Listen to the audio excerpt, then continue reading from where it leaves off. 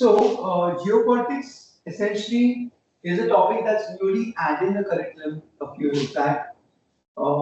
Very importantly added because of late we realize that people need to understand the relationship between the geographies, the political systems. So, as the name suggests, it's nothing but geo and politics, right? How the political relationships in between geographies, right? How they are affecting, how they impact the decisions, the territorial international tensions, the issues that happens are critical. So that was the geopolitics introduction.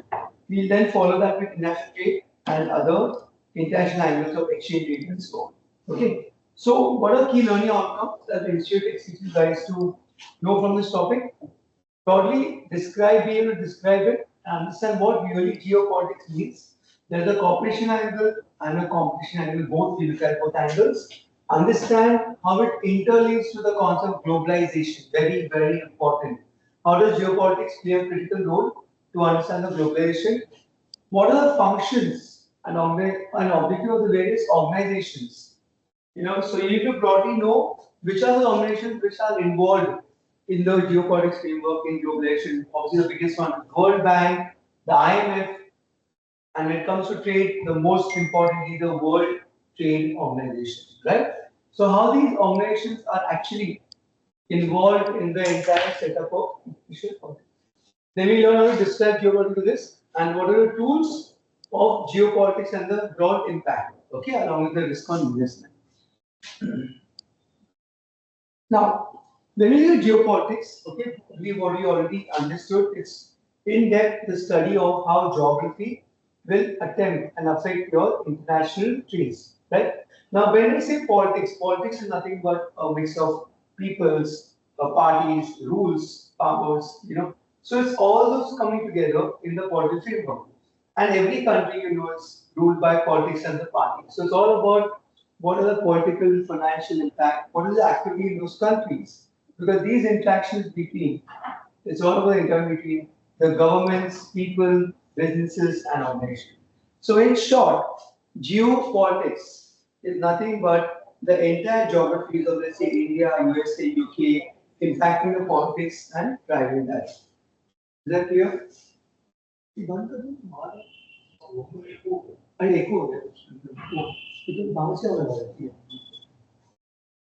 Okay, and honestly, it really depends on what are national interests.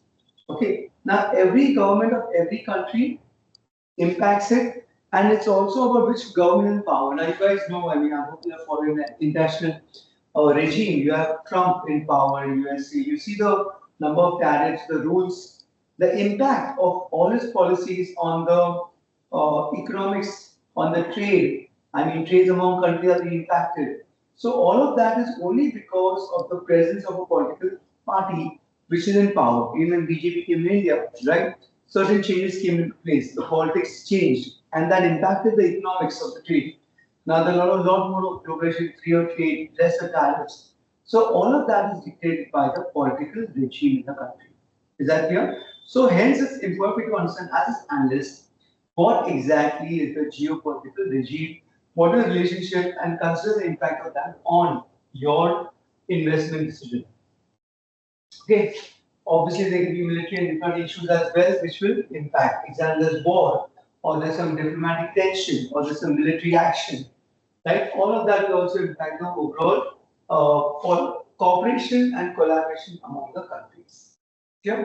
Remember, it's not easy to do trade with the country.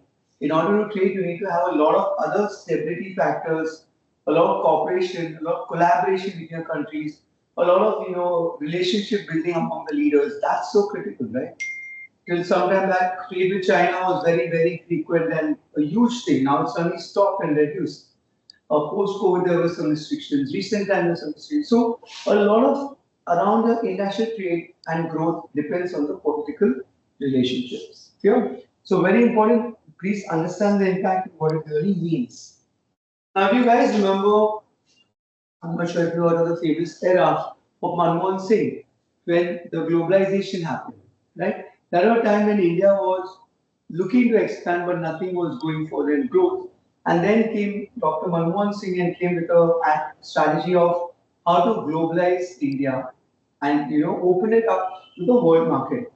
So literally, I can say at that time, the word globalization was coined for India, and all the markets opened up. There was more free trade of rupee and dollars and pounds.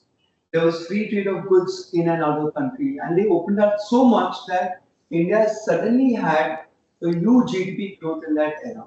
Okay, so this is nothing but what globalization means. Means we are one global market. India, USA is not separate markets, they're just one market. Today also if you see, you can just go to Amazon.us and purchase what you want. You don't have to think before going to a US website, right? You can go to Alibaba, you can go to the UK websites, just buy and they'll also deliver it, obviously depends on when they deliver it, where they deliver it, but you can deliver purchase. So there's nothing stopping you from purchasing from a global market today, right? And that is what the power of globalization is. What is globalization? The long-term trend, okay, the fusion of cultures, economic activity on a global scale. So when everyone is doing economic activity globally, right? The full world are doing activities on a global scale. That is called globalization. Thank you. Yeah. So obviously countries are all connected to each other, right? And it's important happens with the help of cooperation, right? So countries that are connected, they will facilitate the trade and capital flows, and they'll make sure that everyone is able to do this. So there's a lot of give and take, right? Maybe we have to use some international waters belonging to China or Japan, and we have to allow them, give them permission, ask permission. So there'll be a lot of give and take, but that will be important for the purpose of facilitating facilitating trade and capital flows. Is that clear? Globalization obviously requires a very, very, very high level of cooperation. Yeah? Without globalization, without cooperation, there cannot be globalization. And without globalization, there can't be higher GDP growth. Now, obviously, the opposite of globalization is called nationalism. So, if you want to be anti-global, that means you're being more nationalist. We're trying to pursue national interest, right? All of you know the famous Made in India campaign that happened, right, by PM Modi.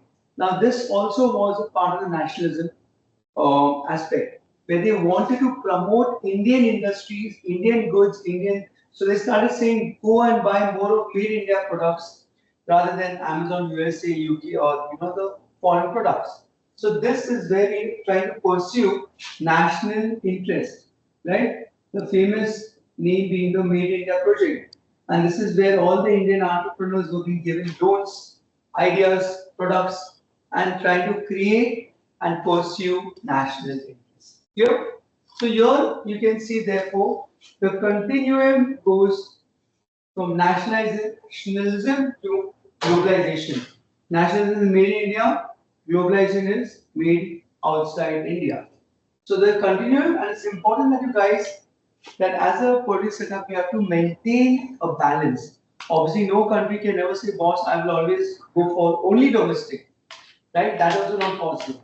You have to maintain a certain balance and ensure that, because you have to, when you go global, you have to also allow them, right, to have the opportunity to buy from you and sell to you. So you have to maintain a mix of nationalism and globalization. That's why along the spectrum, on the continuum, we have the concept of nationalism to globalization. Clear? And the spectrum will become wider or narrow based on the extent of interest and advantages of globalization.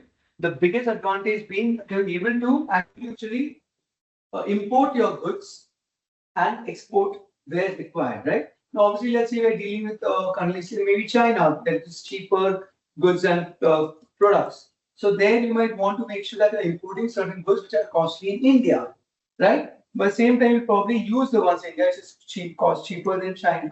And same with USA, India. They are always using products which are cheaper outside the country, they'll import, and it's cheaper in USA, UK, they will use domestic. So when you're going globalization, when you're exporting, the biggest advantage is revenues are going up. Okay, revenues are going up, your profits are also shooting. So bigger advantage, your overall GDP is increased, right? More revenue, more exports, you're able to do cheaper imports. My full GDP is ballooning, right? This leads to obviously higher resources available, more investments, more opportunities. Yeah.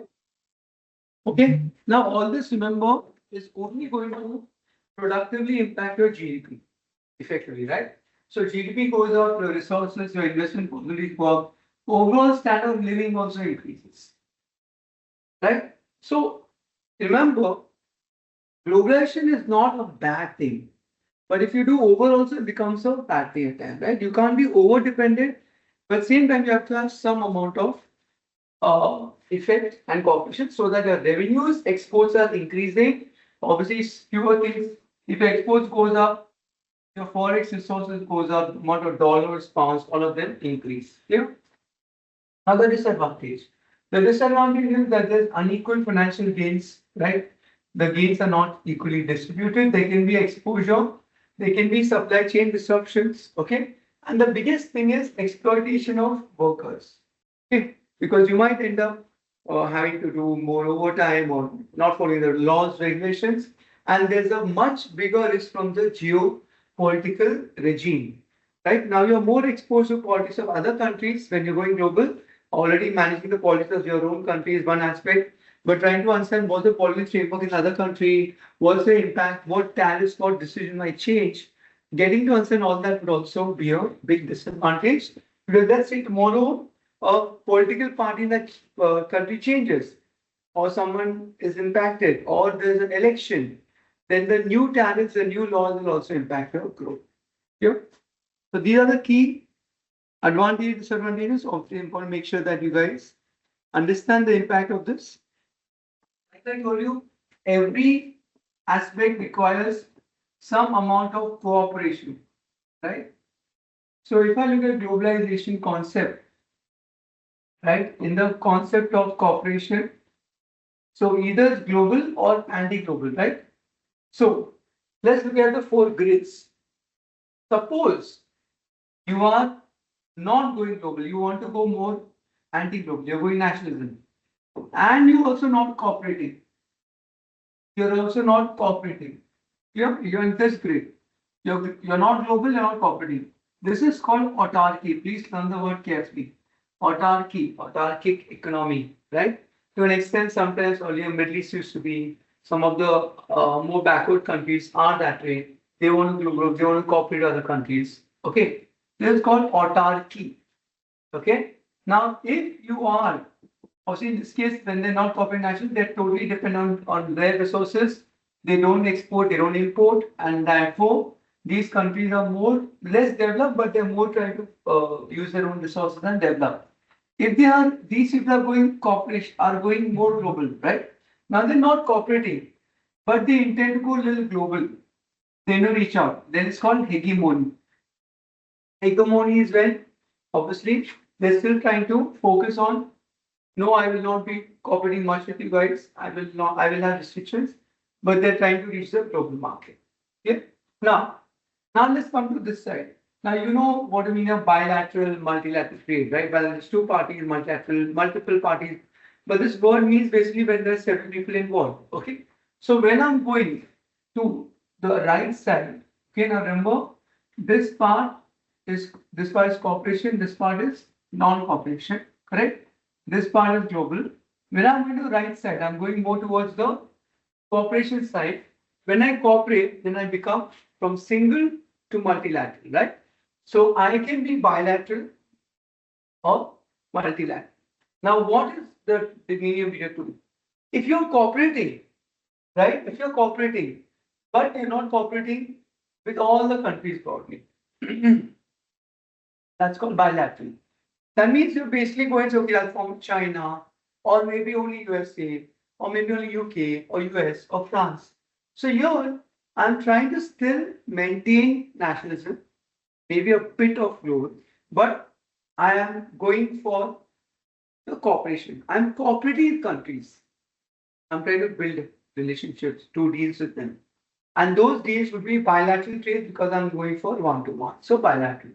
If I'm doing full-on globalization and cooperation, I'm doing everything possible, I'm cooperating, I'm trying to build up a name, that will be called multilateralism. That is. Yeah. So think of it like this: multilateral, bilateral. Multilateralism, I just have the ISM and then multilateral, and bilateralism. Yeah.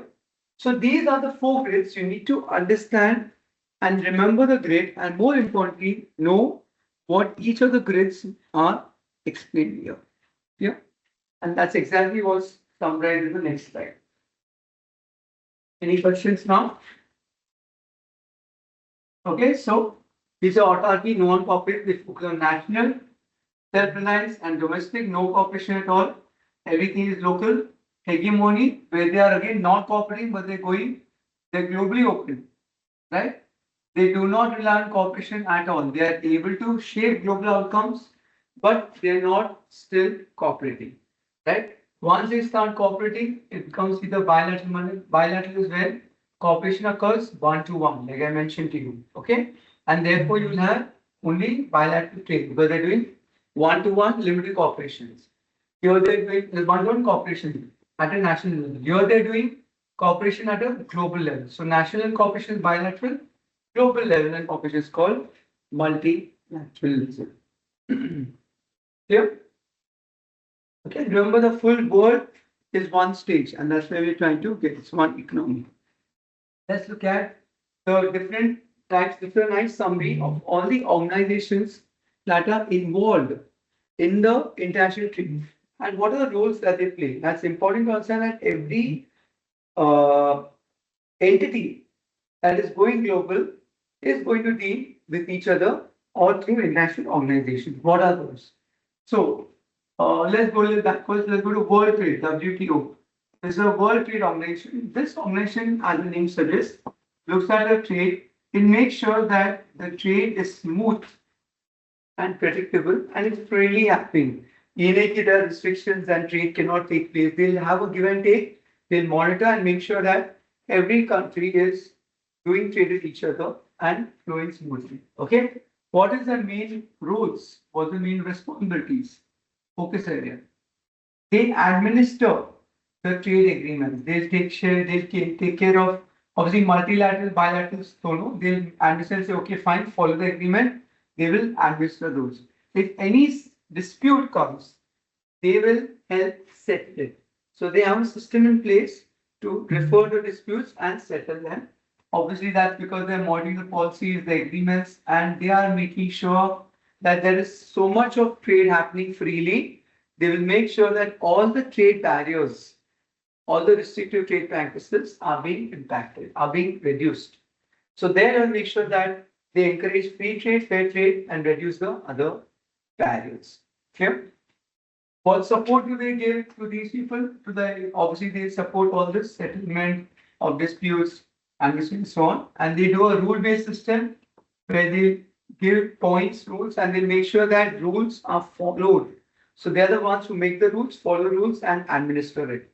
And they'll make sure that support to all the countries, all the entities who are trying to do trade with each other. Right? This company obviously does not give loans or grants. It's an organization which is only facilitating free trade. If you want to look at getting loans and grants, that comes to the World Bank. Yeah, IMF is a monetary fund which does not look at trying to look at World Bank function. This is separate. They're trying to monitor global monetary stability. So what will they do? A little bit like the RBI. They'll ensure that there's exchange rate stability. Because remember, there's a lot of free trade, and it could be because the currency suddenly goes up or down, appreciates, and yes, so they're trying to maintain that. The balanced growth of global trade. Okay, they'll try to make sure that they'll support the global trade payments, the global trade finance. They'll try to support. They are supporting the function of payments and receipts and so on. Okay, and if ever there is balance of payment, what is balance of payment? BOP, where the exports are far exceeding the imports or imports are far exceeding exports. Remember, normally your export should equal to import normally. If it's not, then there's a balance of payment. The crisis. The balance of payment means is your balance of payment and receipts matching? Here, if there's any crisis, this IMF will try to step in and again only provide assistance. They will not say and fund in a big way. They only provide assistance. Okay, their duty is to only provide short-term financial assistance, but they're more there for policy consultation, advice, and the guidance. Clear? Then comes the World Bank. This is where all the money is. The World Bank is not specifically focusing only on trade. Okay, they focus on many other things. One of them is also the trade. They are here to main purpose reduce poverty and support long-term development. You don't see the trade word trade here, right? They are there for development, supporting and other things, capacity building infrastructure. So they are here to make sure that every country across the world is growing together and no one country is being impacted or growing alone, right? So obviously to help sure the countries do that, they are providing long-term loans, credits, and grants. So long-term basis. They're providing long-term loans and grants through the IBRD, which is the middle income countries, and the IDA, the poorest countries. So what they do is they try to facilitate take money from the richer countries, and whenever the middle or the undeveloped countries are having a crisis, let's say earthquake ho gaya, or some big tsunami or crisis happening, and the country is in a problem, they will try to give them a long-term loan or some grants, credits, and other things. Yeah. So this is obviously not entirely directly related to only trade, the others, but please understand the IMF and WTO do look at certain aspects of trade activities. Yeah. So please learn what the roles and functions are also. Some of the risks that are assigned that are there within the concept of geopolitical. What are some of the risks? Right now,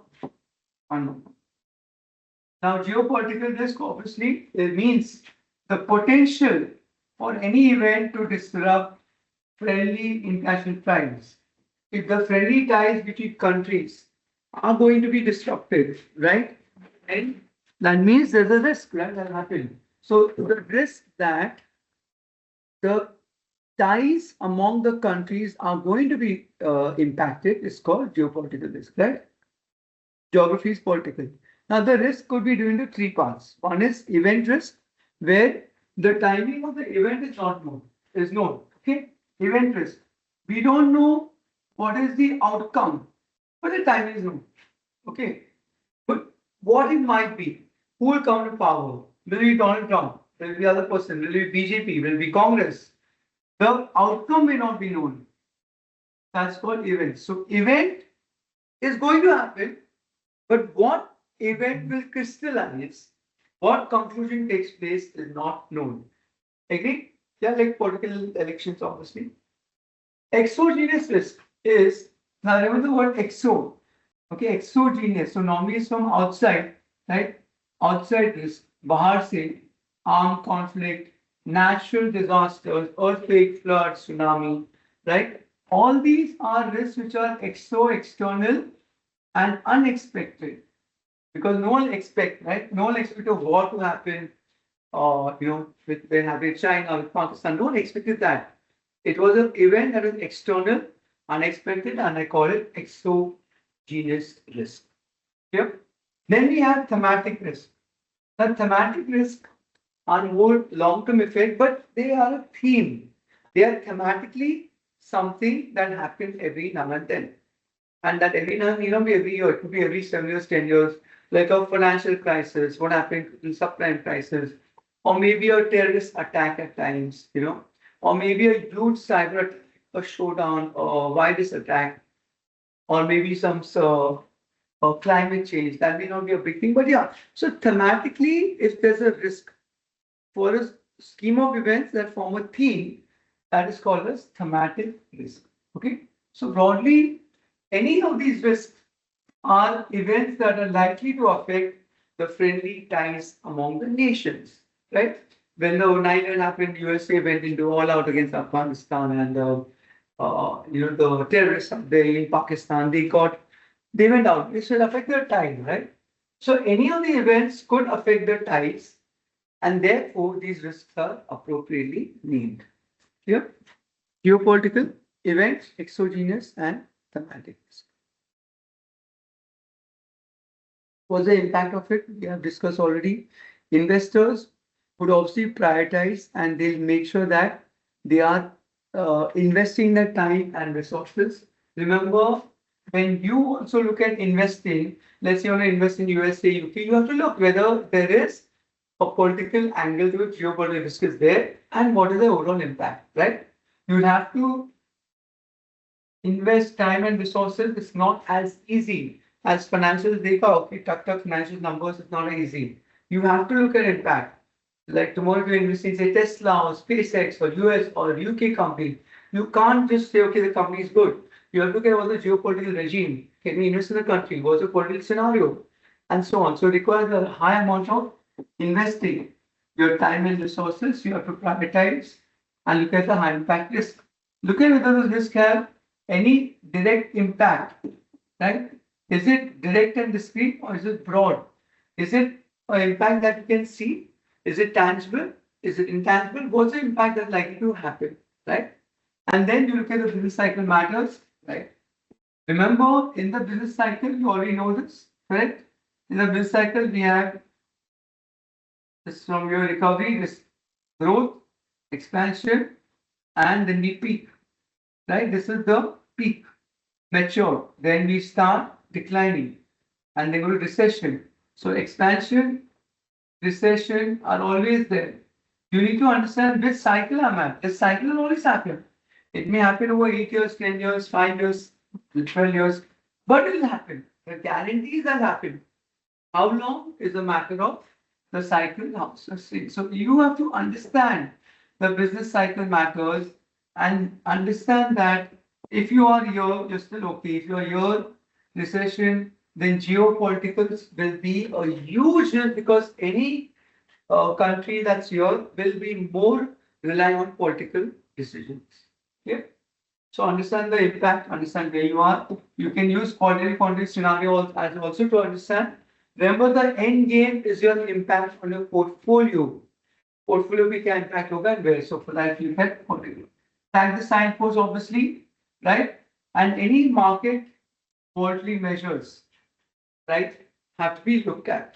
You have to look at anything that's going to impact your geopolitical events.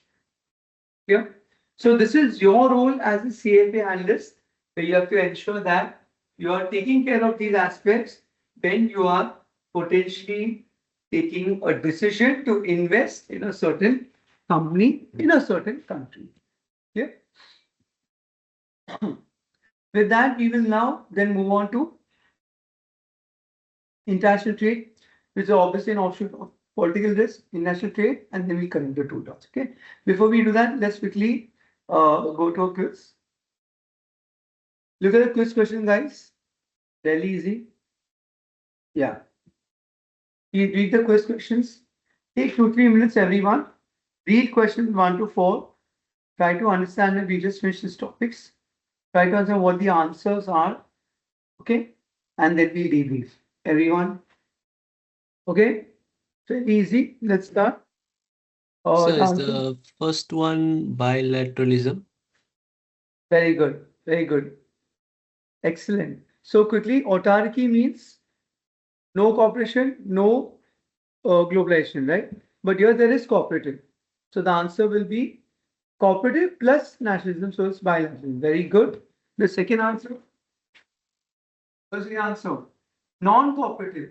Now, non-cooperative means I'm not cooperating. So what is it? Voluntary export means I'm not allowing you to export to other countries. Restraint. Okay. Regional free trade arrangement. मैं तो बोला हूँ you can do free trade. So this is cooperation, right? I can do free trade. Restriction on conversion of currency. Here I'm saying you can't convert the currency, but I'm not saying you can't export import, right? So non-cooperative economic tool means where I'm preventing you from doing export import. The correct answer is export restraint. जहाँ पे मैं export को restrain करूँगा, no, you can't export to any country. That's non-cooperative, right? Here, investing for long term. What will he devote his resources to? Which of this is long term? Answer. Bolo? Thematic risk. B. Very good. Very good. Event risk is an event risk which will happen and you're aware of it and it will be more on the short term horizon. Exogenous risk is unexpected. ये तो तुम apply नहीं कर सकते हो. You can't analyze also.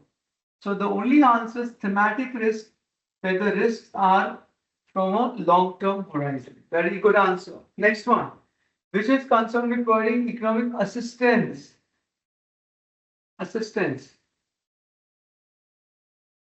to developing countries. World Bank, WTO fund.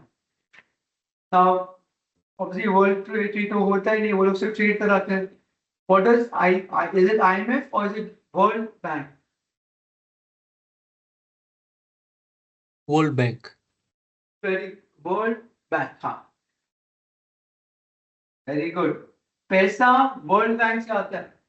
अगर तुझे economic चाहिए, economic assistance, the word economic means money, right? पैसा चाहिए तो वर्ल्ड बैंक देगा. IMF will still try and give limited assistance, but they'll give you more advice. World Bank will give you financial and economic assistance. Is that clear? Very good. Well done. Okay. So obviously, this is one part of it. Build up your answers and solutions based on other aspects. Please see the answers and the meaning.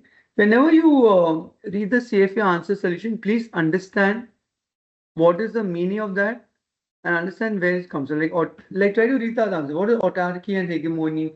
They're non-cooperation. So cooperation में सिर्फ बाहर लेगा. वो grid समझ लेना. वो grid में left hand side पे क्या था, राइट पे क्या था, नीचे क्या था, ऊपर क्या था. Clear? Voluntary export exchange I told you is non-cooperative. Others are all cooperative tools. Thematic risk. Thematic risk are more of long-term events and these are not. And the World Bank gives you assistance, okay, for helping the developing countries. Clear? With that, we are now completing with geopolitical risk. Clear? Now we can move on to international trade. Now, let's go to international trade. What's the concept of international trade? Right? National, international. So essentially, when, let's say, India exports goods to, let's say, USA, right? And USA sells goods to India. So the entire gambit of goods, and obviously it can be goods, it can be services also, right? India exporting to USA, USA exporting to India. So export import जो चलता है between the two countries is referred to as international trade. Obviously, the biggest factor in these two is the currency. The currency that these countries exchange is going to be impacted in terms of demand supply. Obviously, apart from that, the extent of exports imports also going to affect the GDP. Correct? अभी अगर India is exporting more and more, India's production increasing, demand increases, India's GDP goes up. Right? So this is very important, right? That you understand international trade happens so that there is a so there is a proper GDP growth and aggregate demand happening in the economy. Yep. So you broadly know what international trade is, right? Let's quickly look at the concept. You need to understand part of the outcome. What are the broad benefits and costs of international trade? Right? We look at, and so picked on the earlier part, we look at some of the restrictions that from trade, which is like quotas, or we have tariffs. We have certain limits that we put on exporter importers. And obviously, what are motivations for trading blocks? What are the motivations in the market for international trade? And how do we ensure that there are unions? How do they make sure that the proper job is done by the international firms? Okay. Now, we picked it up on the start, but to recap, what are the main benefits? Why we trade? Obviously, there's a better quality, there's more variety, right?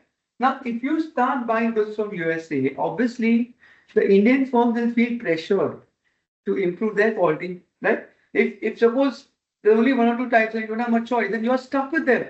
then they also just shall take quality may not be impacted. But when there is pressure from abroad, these people also will be forced to improve the quality. This is very clear because only when there is competition there will be quality. So the biggest benefit is people will try to maintain quality and you as a consumer are being benefited. Okay, so this is one quality.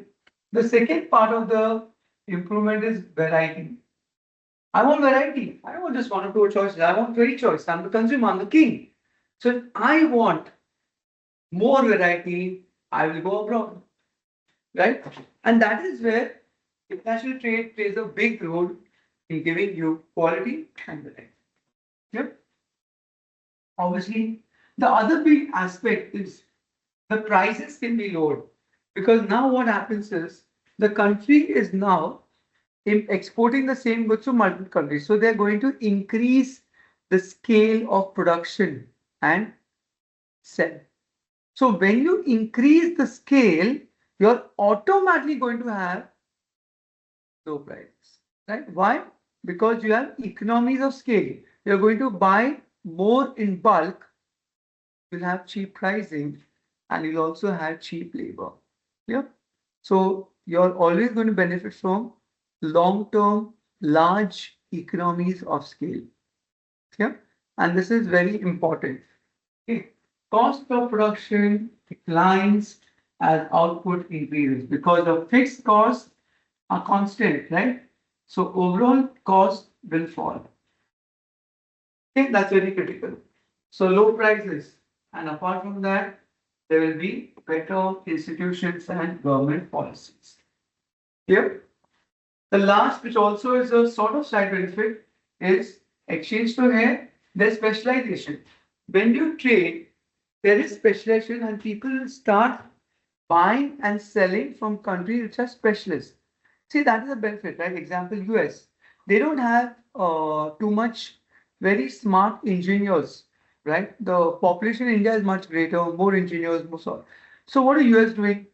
They are saying, okay, we need specialization, but we don't have them. So let's import them from India. So that's why from India, so many software engineers keep going and working abroad, right? In the TCS, in the Infosys, in your Teslas, all of them are filled with Indian engineers, right? Because why? Because they want specialization, and that's something they are lacking. Clear? So there's no harm in doing international trade or dealing in other countries as long as you realize what is your weakness and what you want to achieve. Clear? So are we clear with these benefits, guys? Very important slide. Understand that these benefits work. Quality, variety, prices are falling because of large scale buying. I call it economies of scale, right? There's better institutions policies, and most importantly, there's specialization that they're able to tap. Okay. Now, obviously, everything comes at a cost, right? Not everything will be free. So, what are the costs of industrial trade? If you are dealing with another country, you run the biggest cost of affecting the local exporter. If there's someone in India who makes the same products that you want to go to US for, or maybe China, the person who's making a product in India is harmed or affected because he is not able to sell that output, right? So we have to protect our local industries also. That is why the famous Made in India project, where they say, let's make in India, let's develop, and let's buy from India. Let's buy Indian goods, right? That also helps to promote the Indian producers. Why? Because free trade may, what happens is domestic industries lose business. Now you will say, fine, if they're able to compete, good. I agree. Now, two things. What if they're inefficient? Then maybe it's fine. I mean, they should develop the efficiency, right? They should be efficient. If they're inefficient, they'll say, fine, you better learn or you need to leave. But you cannot always tell them that you're inefficient because many people in India, many small firms are startups, are inefficient, they take time. and the others from abroad are already settled. So you cannot sit and expect that to happen, probably. Right? So the biggest problem is you're losing business, which is why we're trying to protect them. And we have to protect them because they're small firms, they're startup firms. So we have to ensure that there's some protection given to them, which is why we try to do this Made in India protection to India. In the US, it's doing the same thing, right? They're trying to put tariffs so that the local domestic industries are being protected. Inefficiency should be obviously beaten, but slowly and phased out, right? Domestic trades. Now, domestic trades obviously benefit from free trade, but unemployment might rise. Why? One is this obviously, and second, I already told you sometime back that in the event of any trade, right? Suppose, let's say USA is importing from India. Obviously, if the people in USA are unemployed, right? And those people in USA who are unemployed are being impacted because we are taking Indian labor. Yeah. So these are two of the aspects which are the cost of free trade. Okay. So those are the costs and the broad benefits. Let's look at now some restrictions. Now, how do we ensure that the local people are not? So if you want to really develop, right, keep the domestic. Now let's look at the restrictions that will help to ensure that the domestic people, the domestic players are protected and we are not only dependent global. Okay, these are restrictions. A bit of non-cooperation.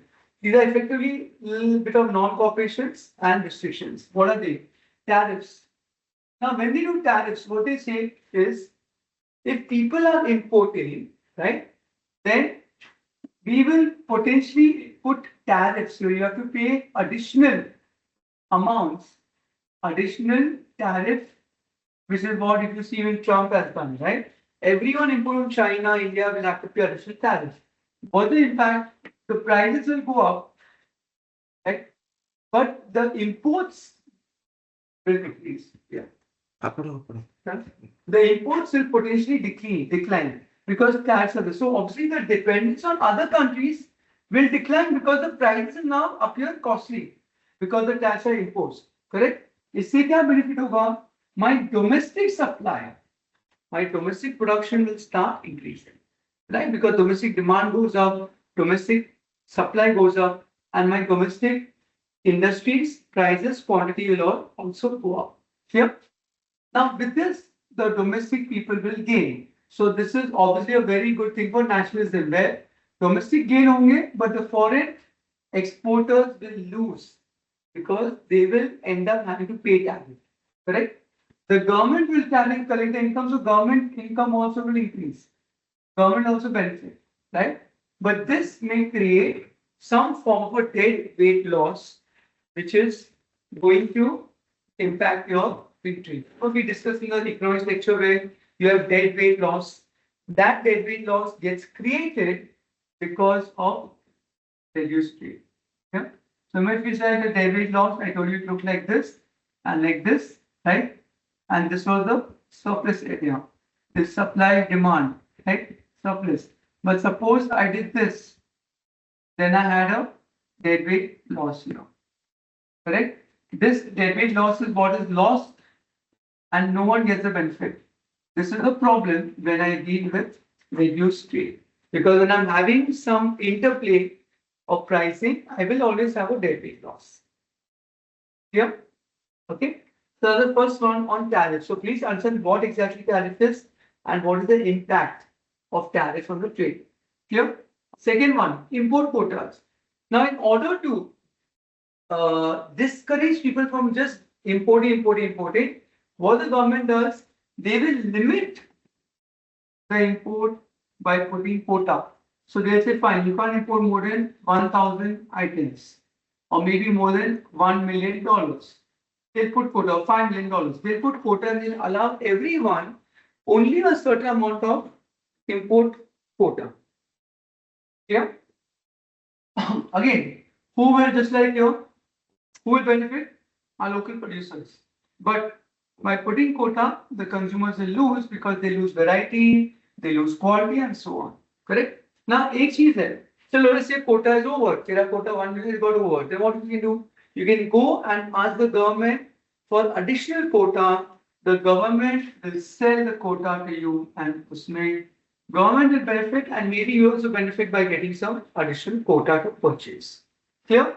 If obviously license is given free, then the people who are exporting, they will get quota in. So what could happen? You could probably bargain that okay, I will export additional X, you give me Y. So quotas can be purchased, quotas can be bargained. You can offset your export to imports, right? All that is there. But all this happening only to ensure the government is saying there should be balance of payment. You cannot just keep importing, not exporting. You can't do that. You have to do export. You can do import, but try to do more export and bring more dollars to country and improve the country's national payment. Yeah. The same welfare effect, obviously, if you go into tariff and it captures. So licenses are a source of government revenue. Government's income goes up through licenses, but quotas ensure that no one is indiscreetly imported. That's important. Clear? Now, if the imports are restricted, there can be certain export restraints also. Voluntary export restraint, where I'm telling the exporting people don't export, right? You, there's a quota, and obviously you have to make sure that you don't export. Domestic producers gain, consumers lose, so on. There could be a welfare loss for the importing country. Yeah, exporting the countries voluntarily limits exports. Now, why is this useful? Now, remember this. When a country keeps exporting, one more problem is the benefit of that may not go to this country. Example, as a good example, I used to work in London, and that time I remember every in summer there used to be a place. There's some place in London where Gujaratis, sell shops. They used to sell every day 500 boxes of mangoes. It used to come every day from India, every day. And they were the finest mangoes that I had not eaten when I was in India also. And I used to go to a shop every weekend and buy a dozen. And every day I found almost 200-300 Indians coming there and buying mangoes. And they had the finest mangoes. And I asked the person one day, he said that every day a ship comes, or if this comes, and we get around 1,000 kgs or cartons of mangoes. Every day they keep exporting from India.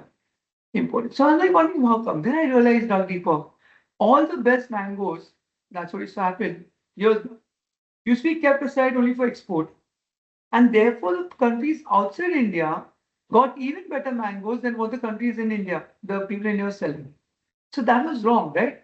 You can't just export all the good stuff outside and make the people in India have the lesser quality. So therefore, the government said, and this pertain only mangoes, but mangoes are an example I saw in action. You can have goods. People may export the costly items, the good quality items. They may export all the textiles, all the good stuff abroad, and keep the other stuff for India, which is wrong. So therefore, government says, I will not allow you to just keep exporting everything. I'll put a restraint on some exports. Make sure that some of the things that you make are also made available for India. Clear? So the Indian public, the Indian producers should also gain benefit from the local production. And that is why we put a voluntary export history. Clear? So there's one way to try and prevent too much export, but I'm trying to say that over export karke don't affect the Indian people. Another way, now this is interesting, this is a little bit different track. I want to also make sure that people are exporting. I want more dollars. So there I'll try to tell people to push more, but if they're not, I can do something called export subsidy, right? उसमें क्या करेगा? I will tell the people in India, you export, I'll give you an additional income, an additional subsidy, which will help you to export or will help you to match the price of the country. So let's say I'm exporting for $20, but US may that's already available for $15. So I have no scope. So I'll say fine. The government will say, I will give you a $5 subsidy. You go and sell for $15. So this guy is getting 15 plus 5, $20. But he's able to compete in that market and earn revenue for the country. That is called export subsidy. Is that clear? Okay. Any questions? Sir, just one question. For import quotas, in a way, it's the same effect as tariffs, right? Oh, yes. Very good question. Very good. And this is a hot CFA question.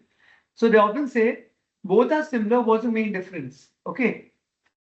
Now, before I answer the question, you tell me which of these tariff and quota, which of them will directly impact imports, will directly reduce the imports. Directly, matlab surely will reduce imports, and the other one will not always reduce imports. Answer. Quotas will directly impact, right? Correct. Very good. Because obviously license to have, but if I have a quota, everyone has a quota, they can't go beyond the quota. The country is benefited because then I won't import beyond. I have no choice. But tariff, I have a choice. I can import. If I want to pay more money, I'll pay. Example Tesla. Tesla, people are not buying there because the tariff is so high. So tariff is ridiculously 100%. So no one buys a Tesla. But there are some filthy rich people who are willing to pay tariff and buy a Tesla, so they'll buy it. So tariff does not consciously reduce import. It only increases the prices and allows those people who are willing to still pay to buy it. But in quota, you have no choice. You can't say, no, I'm going to pay 10 million more. You have no choice only. You cannot import. So quotas are not allowed to import by giving you a limit. In tariff, they are forcing you to import at a higher price and thereby discouraging imports. So this is discouraging, but this is killing import. They're like, sorry, you can't import beyond a certain limit. This is only to discourage. So I'm making import costly here, but here I am preventing import. So the difference? This is a limit. Remember, this is a limit that I'm going to impose, and this is a percentage duty I will apply on the cost. So we can say that quotas, in a way, is a stronger form of trade Yes, restriction, that's right? why I started by saying quota is a stronger, more effective form of reducing imports. Tariff is not. Okay, but government still does tariff because government also wants to get money, right? So government will get income. So they prefer tariffs and they're saying, fine, you will not see. One more thing, understand that if the people in the country are willing to buy it and pay extra money, why stop them? Right? So that's why tariffs are still existing because, like, yes, you see Trump, what is he doing? He's putting tariffs. He can't go and just stop imports, right? If he does that, then the full world will disown him. He'll say, boss, who are you to stop imports, right? Because imports should be allowed. So he's smartly playing the other game. He's saying, I'll put tariffs. So usse kya ho raha hai? US government is getting income and the world market is still able to export but pay extra tariff. So that's a smart move. Tariff is allowing cooperation, but tell you to pay additional. Quota like boss, I don't cooperate, I will not allow you. This is my limit. Beyond that, go home. That's how it is. Clear? So yeah, quota prevents, quota shows non-cooperation, but quota is effectively helping you to promote the domestic producers better. Okay? It's very difficult to justify quotas. Obviously, because what happens, you may end up not having sufficient domestic producers, then quota will impact the country's demand only, and the people will be impacted, the consumers. Yeah, any questions? Okay, thanks, sir. Perfect. So, quotas, tariffs we discussed, export restraints, and free export subsidies. Okay, like I said, export subsidy. Now, see, it's a very straightforward equation. Export subsidy is equal to world price plus subsidy. So, basically, right, what I'm doing is the price that you are selling at is $20, but US is world price $15. मैं तुझे $5 दूंगा subsidy. You go and sell it at $15. So your price will be matched. I will give the difference. That is how it falls. Yeah. Obviously, remember in a small country, this is how it works. But in a large country, the world price is there, correct? The world price is there. If the world price falls, so let's say you're making $20, the world price is $15. World. Now, so therefore I say fine, I'll give $5 subsidy. Okay? Subsidy $5 to counter 15. But suppose this becomes $14. Then this guy is still affected. The foreign producers are still harmed, but the foreign consumers benefit. So if I'm giving you subsidy to match the world price, but that falls further, then you'll have a bigger problem. Correct? So government is paying you money for the initial difference, but later if the differences become wider, then you can have problem. Clear? So when I give you a price export country, remember I'm trying to benefit the producer, my producer to export that country, right? And with that, there is a higher producer surplus. Okay? So export subsidy is enabling people to export. So here I am encouraging export. Export. Here I am discouraging. Correct? Export. Obviously, here I am totally reducing or export imports. Here I am putting additional charges. Here I am putting no additional charges, straight away limit. You can't exceed the limit. So these are my restrictions that are in place, right, in the import-export scenario. Okay, now those are trade restrictions. Let's look at our capital restrictions. Now, capital restrictions are nothing but the controls placed by the government on the foreigner's ability to own domestic assets or foreign assets. Correct? Now, obviously, you all know, right? It's not easy. Like years back, when you couldn't just go to Middle East or other countries and buy houses in your name, right? There are restrictions, but today these restrictions are more or less removed. But there may be some restrictions. You cannot probably like start your own business in Middle East. You have to form up with a local partner. So there are capital restrictions on doing or owning assets in foreign countries. Correct? This is called capital restriction. Now, obviously, now they're trying to open up the market and allow them to invest. Okay, this is critical. So if the restrictions are there, the openness of financial markets is impacted. Like today, you can even go and buy shares in Tesla, in other US, Facebook, and so on. You can buy shares and sell. But to do that, you have to still open a specific account, pay some charges, and buy and sell shares in that. Yeah. Trade blocks. What's a trade block? Okay, it's a governmental agreement. Okay, a trade block agreement that's signed. What does it do? It reduces. It first reduces and tries to eliminate all the trade barriers that are existing among the countries. See, remember, guys, trade barriers are always there, right? Import, export limits, quotas, tariffs, restraints. I am trying to make sure that all these barriers are reduced. And that is what trade block does. Okay. Reduction in trade restriction are also impacted from there. Clear? Reduction in trade restriction has a positive impact from trade block. Okay. So this trade blocks, all the members of the trade block are people who are going to do the trade. Okay. Reduction in trade restriction has a positive impact, right or wrong? If I'm trying to remove restrictions, like I said earlier slide, if I try to remove it, then what will happen? All the people in the trading community are able to do trade. So there will be increased trade, correct? And obviously that's because there's comparative advantages. There will be increased competition, increased quality, increased variety, there will be better pricing, there will be consumer benefit. All of this is so important, right? I mean, it's critical that we don't deal with India as one market, we deal with the world as one market, right? That's what trade blocks do. And their impact on reducing restriction will completely help the world market. Yeah. Then obviously the trade block could have negative effect when some of the people some of the people involved here notice the depletion of the income and wealth and they cause jobs insecurity.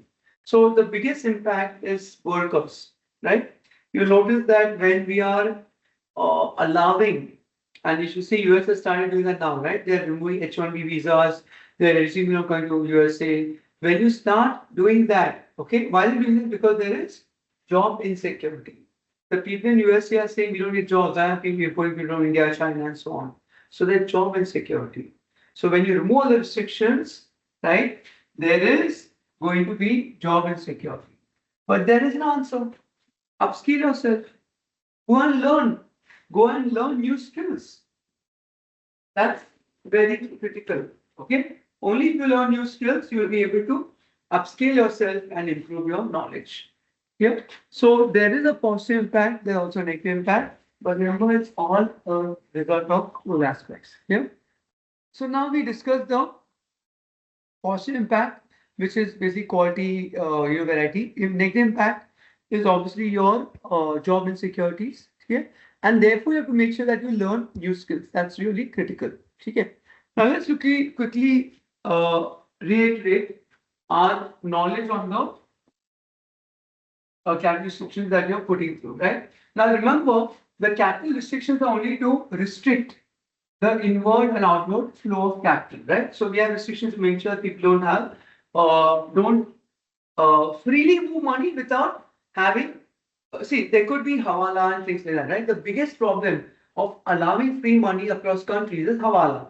Or it could be also income tax evasion, right? People may sell dollars, give dollars, rupees, pounds, and there could be avoidance of tax. There could be indiscriminate hawala transaction. There could be things used for other activities, maybe terrorism, maybe anti-society funding. So it is important to make sure that there is an oversight on the flow of capital.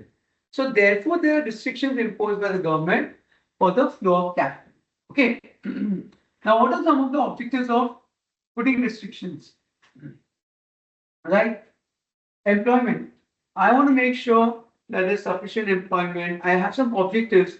Employment will be better achieved if I have certain restrictions in place. Okay, I want certain regional developments. I want certain regions to develop better. To develop, I mean, I can't have only one region developing, right? So regional development objective is also met. Strategically,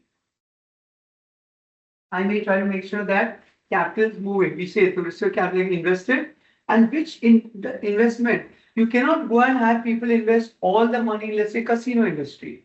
I want people to invest money in pharma, healthcare, agriculture, because the whole country should benefit. So I, as a governor PM, might decide the allocation and movement of capital in various sectors. Yeah. And sometimes some countries may also make it compulsory that you have to take the approval. If you want to invest in a certain country, let's say today you can't just go and invest in Dubai real estate, those going up so much. You have to have certain approvals in place. You have to have tag the local partner. You have to have the place, right? And then your defense related objective, which is very, very, very important. Every country is concerned about their own security and defense, right? So therefore, we see all these Rafale deals, the private jet aircrafts, the airline missiles. All of these are defense objectives that the country will not compromise on because it's a matter of national security.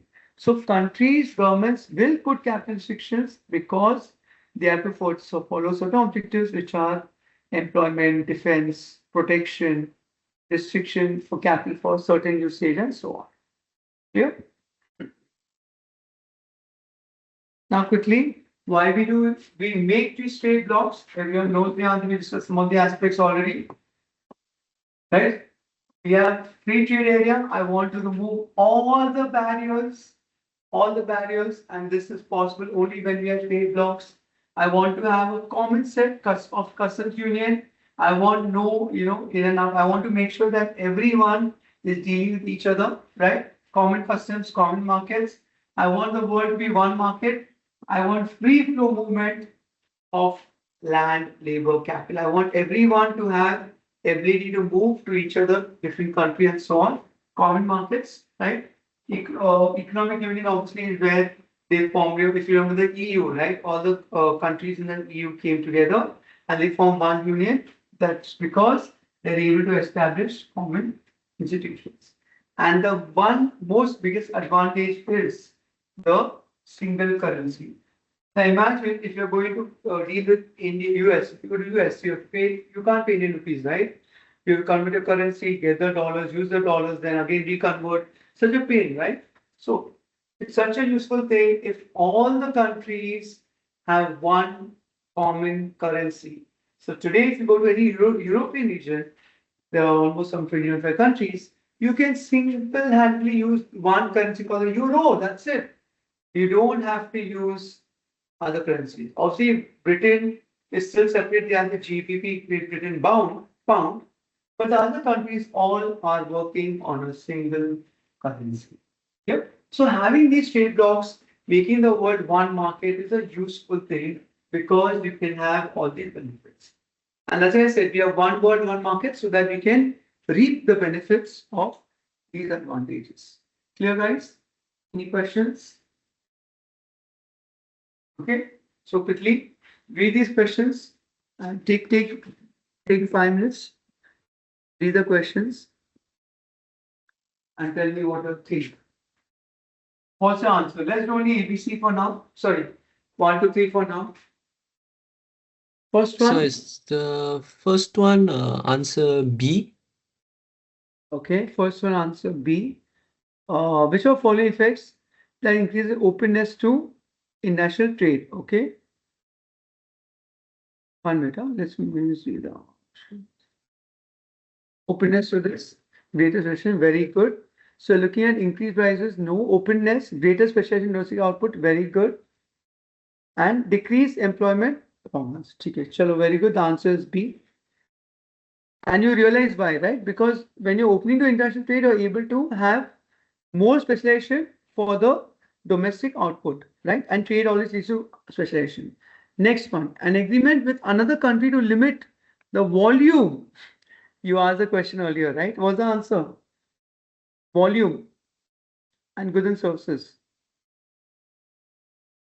So remember, this is sold to them, not purchased. अगर purchase होता, तो the answer would be quota, right? Correct? Yeah, so could you explain the difference? It's a bit confusing. The So sold see, and purchase. here it's very easy. Sold and purchase. Sold. Sold is what? Export.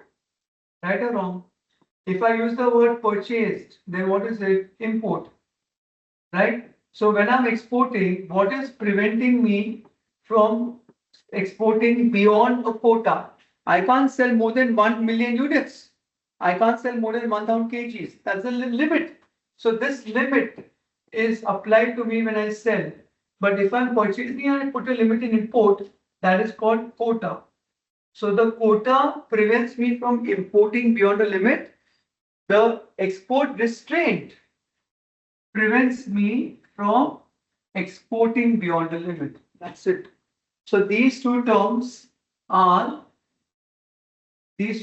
are synonymous. One applies for imports, one applies for exports. Is that clear now? That makes Okay, sense? sir. Please make a note. Very important questions. So if let's say India is exporting goods to America, Yeah, and so if let's say someone were to apply this thing, it will be the Indian government that does this, right? obviously. This is Okay. only done by the import. See, agreement with another country is always governed by the Indian government. So the Indian government will input quotas, export restraint, limits, tariff, they'll put it. But you have to abide by it. Okay?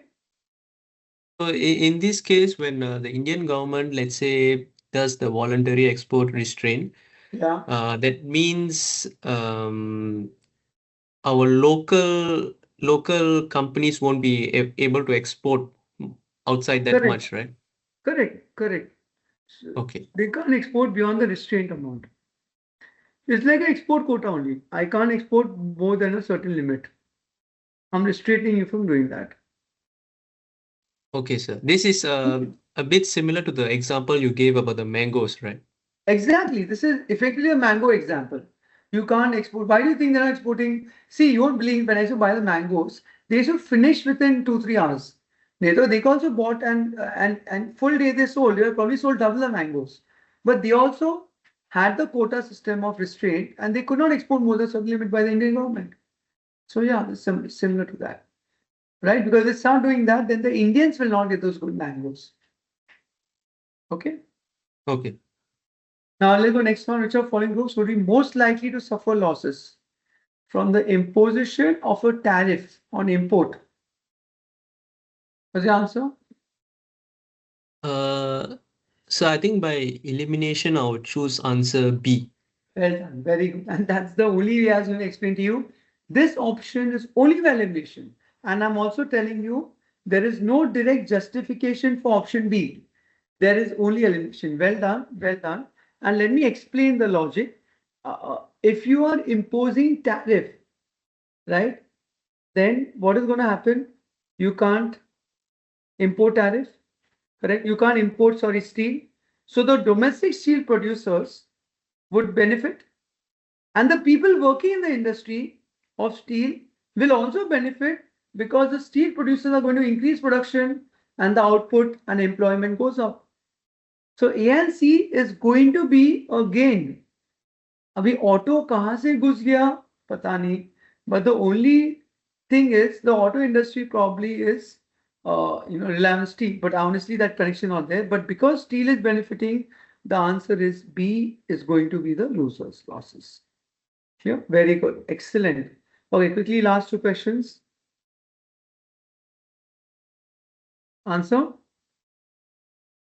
Uh, I'm not really sure, but is it A, sir? That's right. Yeah, good. The answer is indeed A. Yeah, it increases welfare in the member countries. Okay, it increases broad wealth for the member countries. That's true. Tariff revenue obviously is not because tariff revenue is a tariff, it's a restriction, and domestic industry is not to be protected. It's there more to make sure that there's more free trade. So the answer is A. Welfare is the right answer. Last one. In which type of regional trade agreements are policies conducted independently? Labor is free to move among member countries. This would be common market, right? Super, very good. That's right. It's a common market, right? Because in common markets, the policies are independent by the member countries, but there's a good movement because that's a common market. Like I kept saying, the world is one market, right? So that's right. This movement is more critical, which is happens only in the common markets, right? Obviously, EU is more of currency economic union, one country, one economy, and free trade area is more of where there's free trade between the countries without the members involved. Super, very good. So again, when you read the solutions, please ensure that you understand the solution and the other features as well. That you know, okay, these features are for free trade area. Free trade is where member countries remove the restrictions and trade with others. So that's free trade. But don't forget, in a free trade, even though there are more restrictions, they may still put restrictions on labor and capital. But in a common market, it's a common market. Everyone can do what they want in the market. It's common for all. Therefore, labor and capital can move freely. Clear? So it's a big difference. So free trade area and common market are completely different in terms of capital movement. Okay, sure, excellent. Okay, So and with that, all of them are known as trading block, right? trading block, which all these five? Yeah, yeah, correct. Um, Yeah, Free all trade of them. area, common That's market. it. In fact, look at this. All of them. Okay. Free trade, common market, EU, MU, customs, all of them are part of trading blocks. That's right. Okay, all of them are Okay. quasi trading blocks. They all be like trading blocks which are promoting the country. Yeah. All of them are trying to make sure that trade is happening more freely. There are less restrictions. There is more movement of labor, capital, goods, services. All of them are having that common objective in mind. Okay. Thanks, sir. No problem. So, having done international trade, we now need to understand what is international currencies. So, we'll now look at the flow of capital, forex market, and learn things like what is the foreign exchange market, who are participating in the market, right? And very important chapter where we'll discuss what is the exchange rate in a country and how the exchange rates tend to fluctuate from one to other based on restrictions. Okay, let's start foreign exchange market overview. Okay. Now, broadly, so FX markets, remember, are the ones who are facilitating trade. Okay, that's really critical. So, the other people who help in foreign goods, services, assets, buy, purchase, security, shares, even services are included, right? Because when I say I work in US, UK, I am being found in the local currency. So, that's a part of the foreign exchange, and that's for the services vendor. Okay. Now, firms face a foreign exchange risk from such cross-border transactions, right? Now, let's say a trader is dealing US and he receives dollars. Now, it's possible that the dollar rate depreciates or vice versa. He will then get a lower amount of rupees, correct? So there is an FX risk that every trader will be, impacted by. He is likely to be fixated, right? So how will he ensure that he will not be impacted? We can use a forward contract. Here, obviously, you should not increase the risk. If you increase the risk by taking such positions, it becomes speculation. If I'm going to receive $1 million after 1 year, 1 month, I am not going to sit and just wait without protection, because what the dollar suddenly falls down, the rupees I'll get will be that much lesser. If the dollar falls down to 2 rupees, I'll get 2 million rupees less, right? So it's important that I don't sit on speculation, I protect my position. Yeah? Large multinational banks are the people who deal. So if I want to protect my dollars against FX risk, I will go to a Bank of America, Bank of India, and tell them to enter a deal and move forward. So these banks will act as dealers or forward contract originators. We have buy side and sell side parcels. So buy side are people who are the corporations who are investment accounts, and the central banks and all will help you on the same side. So we have two sides of the same transactions. Clear? Now, what are the exchange rates? Before you start this, because to answer on FX risk, let's first understand what is exchange rate. Now, obviously, you might already know this concept, but exchange rate is where I'm quoting a currency, right, based on price to base. Now, it's very important.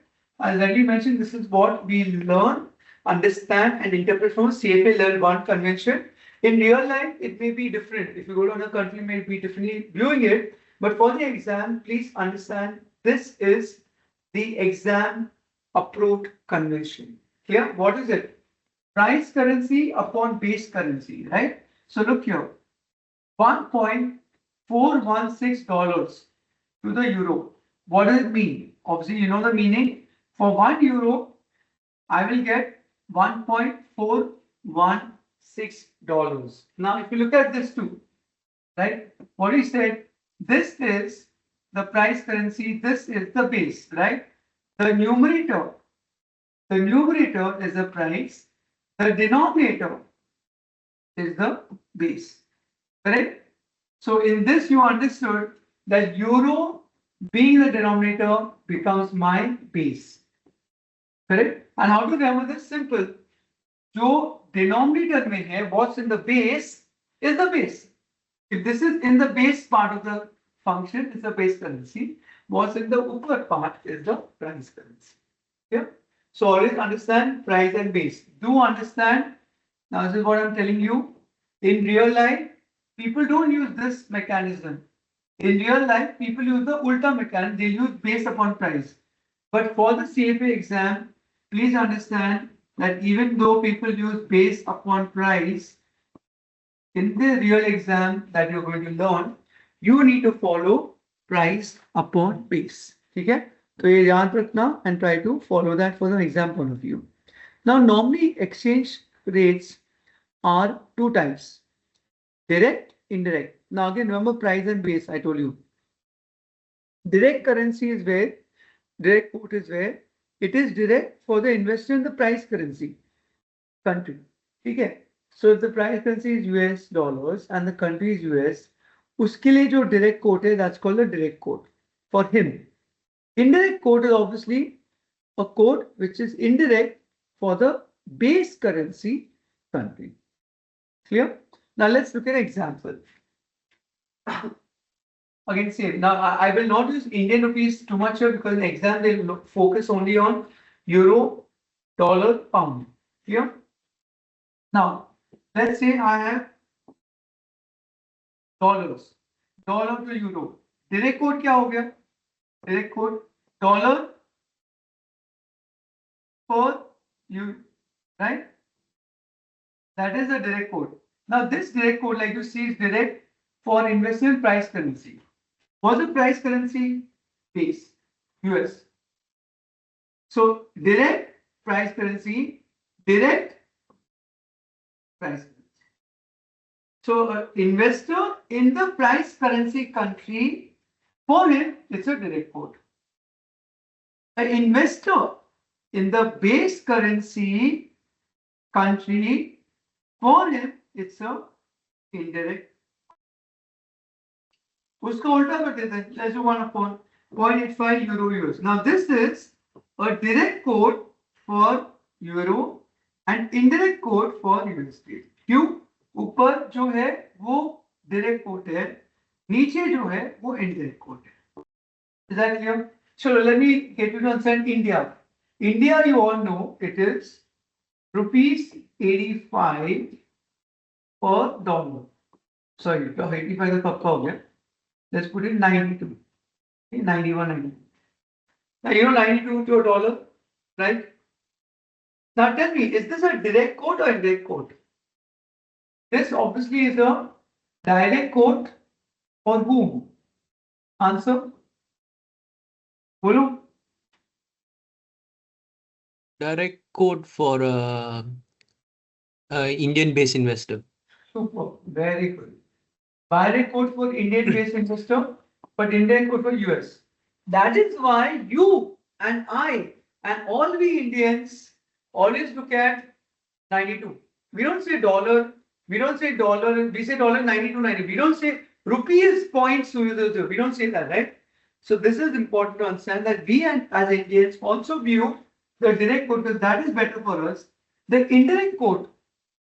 Okay. Now this quote is indirect for the US guy. Like show now. The direct quote for the US guy would have been if I told you how much dollars point, let's say 00 is something per Indian rupee. ये हो गया है direct quote for a US guy. Clear? So remember, ऊपर जो है उसके लिए direct quote, नीचे जो है उसका indirect quote. Clear? Learn these words carefully because very often they ask in the exam. Now you may be smart enough to know this. This is you know it. I know that. But in the exam, they'll never deal with Indian rupees. I've noticed it's always three currencies that they deal with. Okay. Now, quickly, what are the exchange rates? Now, you know this concept from earlier. There are two types of exchange rates. There's real and there's nominal. Real exchange rate is where I'm not including inflation. Correct? We know this in the earlier chapter we discussed. Nominal exchange rate is where I am looking at inflation also. Now, today, the world that we stay in, we always discuss only nominal because everything is inflation adjusted, right? But for the sake of understanding economics, we will look at the real exchange rate and we call that the real purchasing power, okay, which is adjusted for only price level differences. Clear? Okay. If this is a real rate, this is based on purchasing price differences. This is the nominal rate, correct? Which is the exchange rate at a given point in time, right? And this potentially is adjusted for what? All the inflation and other factors. Clear? Now, US dollar purchasing power decreases relative. Now, understand what happens when a rate falls. Okay, let's look at this example. Dollar euro 1.1, 1.15. What does it mean? Dollars 1.1 to the euro has become 1.15 to the euro. What's the meaning of the statement? Answer. Are you paying more dollars or less dollars? This is euro. So for 1 euro, I was paying $1.1. Now I'm paying 1.15. What is the meaning of the statement? So euro got stronger, right? Correct. Now, euro got stronger is the right answer. The better descriptive answer is the euro is commanding more dollars, or the dollar is not able to purchase the same euro. You need more dollars to purchase the same euro. So why I'm giving different ways of saying it, because the exam question will not say euro is stronger. Exam question will twist the facts and give you a different wordy statement. So understand all the angles. Euro is commanding more dollars. More dollars are required for the same euro. The dollar purchasing power has decreased. The dollar is not able to purchase more euros, or more dollars for the same euro, or the relative value of the dollar has fallen to the euro, or the relative value of the euro has risen to the dollar. So all of these are different ways of saying the same thing. Here, euro has become stronger. Clear? So while I know you know that euro is stronger, please understand the different interpretations which is going to be tested in the exam. Example here, 1. Okay, it's interesting. The rate is same, the price is same, but euro price has gone up. Okay, remember the rate is same, but the euro prices inflation went up. So now, while the rate is same, the price of the pay is still higher. $100 will not be able to buy the same amount because the price has gone up. So can I conclude the purchasing power has also decreased? Right? Now look here the difference. Here the purchasing power decreased because the dollar depreciated, or like you rightly said, the euro appreciated. But here the purchasing power decreased because the euro prices have gone up due to inflation. So this is where we come to nominal exchange rate, real exchange rate. In the real exchange, obviously, you may not see inflation. But remember, the dollar, rupee, dollar, euro are all a result of two things: the power of the currency and the price of the underlying goods in that country. A country that faces a higher inflation would obviously face a higher price impact. So, okay, so exactly what I told you is explained here. Please read this carefully and it will make more sense to you now.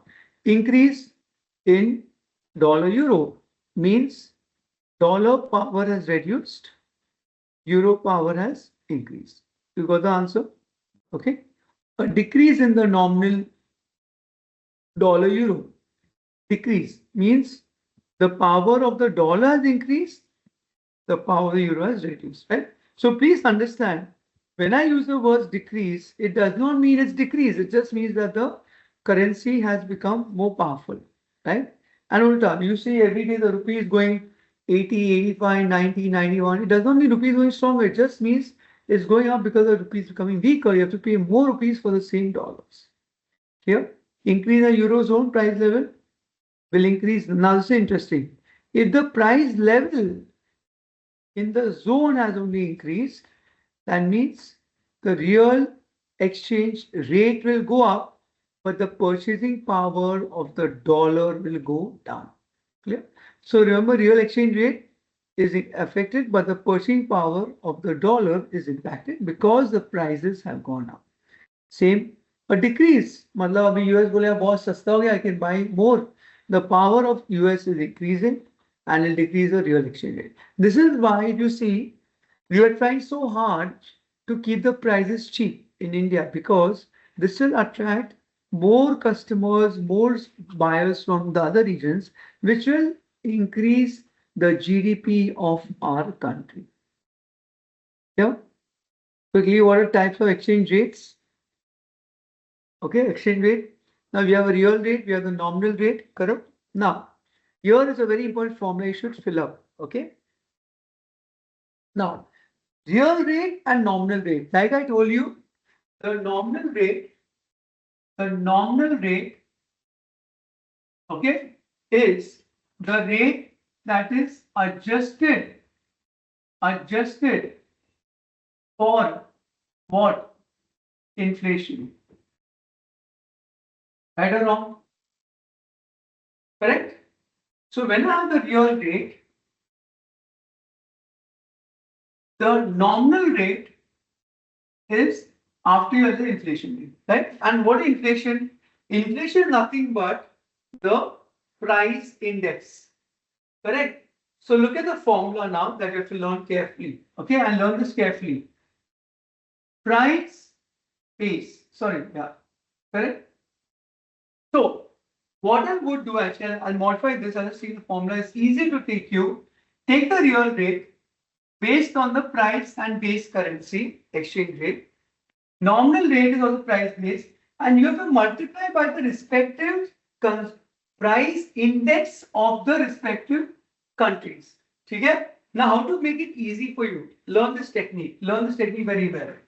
The rate, the real rate, okay, of price upon base, okay, the real rate in price base into the CPI, okay, upon the CPI. अभी कौन सा CPI है? It's difficult to remember, right? I'll teach you a foolproof method. If you have price upon base, तो ऊपर price रखना, नीचे base रखना. खत्म. That gives you nominal. But learn this formula when you're converting real to nominal. So if I have the real rate, I'll do into CPI P upon B. P ऊपर B नीचे है ना तो उल्टा था. You will get nominal. But if I invert the formula, you will get this answer. अभी मैंने इसको उधर ले लिया तो nominal sorry उधर ले लिया तो base ऊपर आ गया and price नीचे आ गया. Okay? So learn this formula, you'll be sorted for life. Reproduce the formula, you'll get the formulas. Real rate into index upon index. कौन सा index? Price upon base है तो price upon base डालो. अगर real rate is dollar euro, put the dollar here, put the euro here. If it's euro dollars, put euro here, dollar here. Whatever is here, put it here. Whatever is here, put it here. You will get nominal rate. Foolproof method, it will never fail you. Yeah?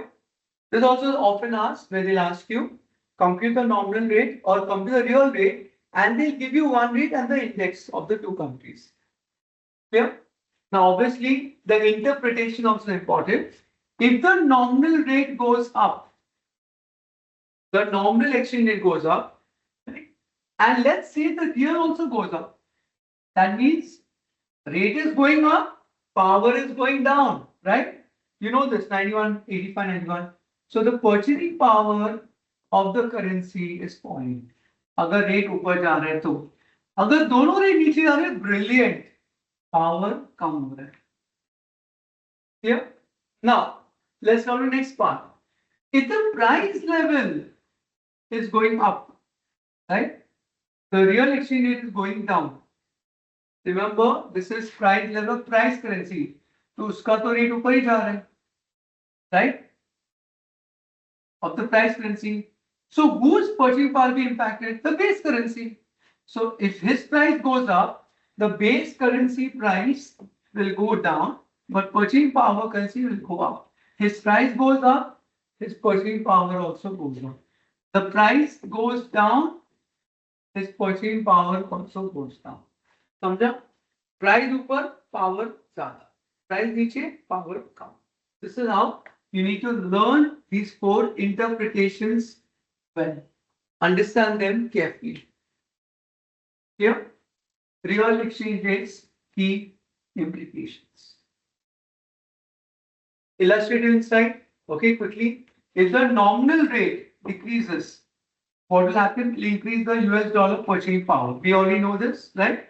If the dollar rate decreases, which is good for the dollar, it is increased. So remember, the numerator is going up, it's going down. If this goes down, this goes up. It is increasing the dollar purchasing power. UK prices, if it's going faster, that means the US dollar का again purchasing power is going down. जिसका price ऊपर, उसका power ज़्यादा, but जिसका rate ऊपर, उसका power come. Clear? Net effect, higher UK inflation rate will offset gains on the US. So remember, it's a game of currency appreciation, depreciation, and price increase, decrease. Okay, and that's why you have to be very careful to interpret. Okay, where's the gain? So are we now clear with how to compute and the interpretation? Any questions on that? So sorry, could you No. explain the interpretations again? Which one? These four? Yeah, so we have to use the formula in red, right, to interpret? Correct. This formula is the correct formula, the starting point. This formula, the next formula is the rearrangement of my red formula. If you see, I've already Okay, rearranged it. I moved that there. So CPI base and price data. I've rearranged okay. it. So Got if it? when I want to do the interpretation, which formula should I use to help me? No, no, you don't interpret this formula. This formula is not to interpret. This formula is only to compute. What you're trying to interpret is this. If the rate that you have computed is greater than the earlier rate, that is the interpretation I'm teaching you. If the rate has gone up, then what do you understand by that is important. Okay. Now, let's be example, the dollar is going up, the rupee is going 90, 91. Is the rupee appreciating or depreciating? Rupee is depreciating. Correct. And that's exactly what the first line is telling you. Nominal rate. The rupee is going 90, 91, 92, 93. What is happening to rupee? The purchasing power of the rupee is depreciating. That's the first point. You understood? This is example. Okay, If the sir. rate is going up, if the rupee is going from 85 to 90 to 91, it means the rupee's purchasing power is depreciating. If the other hand, the dollar is going down. You're paying less dollars. That means the dollar value is appreciating. So these two lines are exactly what you learned from the currency note, right? And this line is only to talk about the same fact. So this is inverse, but this is direct. If the price level in India is increasing, then you'll have to pay more for the Indian goods. So the purchasing power of India is also going up, but the US guys pay more money for the US goods, Indian goods. So the price level goes up, then it's a direct relationship for that per price currency. But if the exchange rate goes up, it's an integration which you just understood that 1991 means the power is reducing, correct? But the inflation means the power will increase. Further logic now? So this is to consider the old answer and the new answer. This is not to compute the answer. This is the interpretation of the difference. Okay, sir. Yeah, Thanks, sir. got it? Very Yeah. important, please. And the more you read, the more you'll get confused. So understand this concept carefully. And like I told you, the formula in red is most important and very easy. Real P upon B into P upon B. Index of P and index upon B. I always used to forget in the exam what to put on top, P or B. So now I realize, and this formula stayed with me for life. I will take real P by B, multiply by P on top and B in the bottom. Even if they ask me this formula, I will do this formula first. Because in my head, this formula is easy to remember. Then I will rearrange the formula, put this answer and find the missing numbers. Easy or not? Okay? Yes, sir. Okay. Now, quickly, this is obviously a bit of theory on what are the different exchange rates used in the market, like there's spot rate, forward rate, and so on.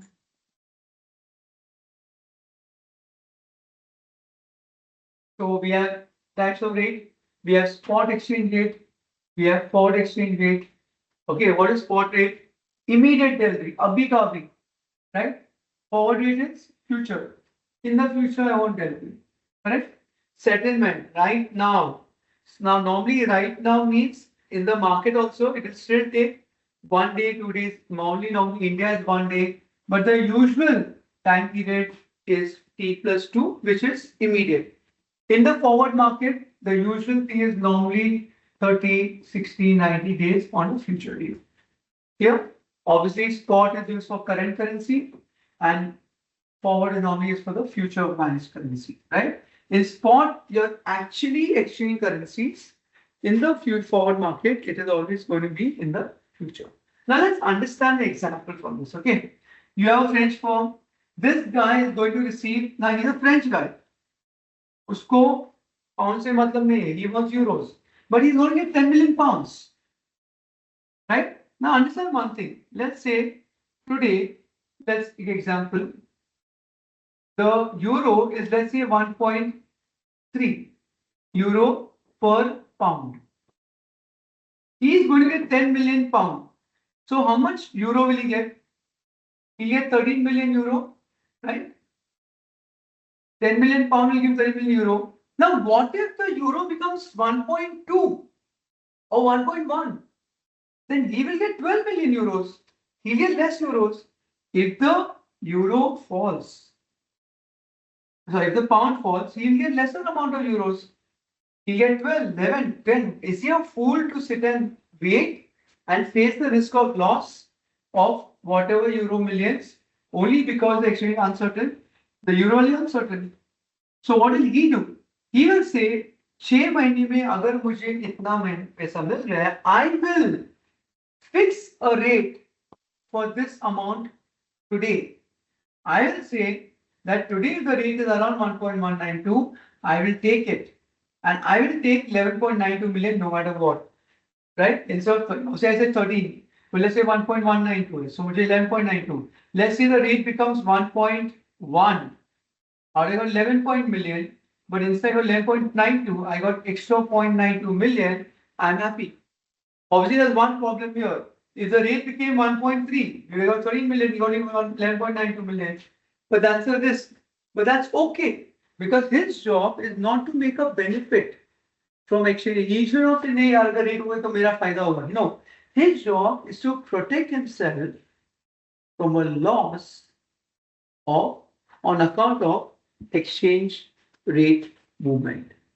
Is that clear? उसका job वही है. Exchange goes up or down, his risk should not be if affected. Clear?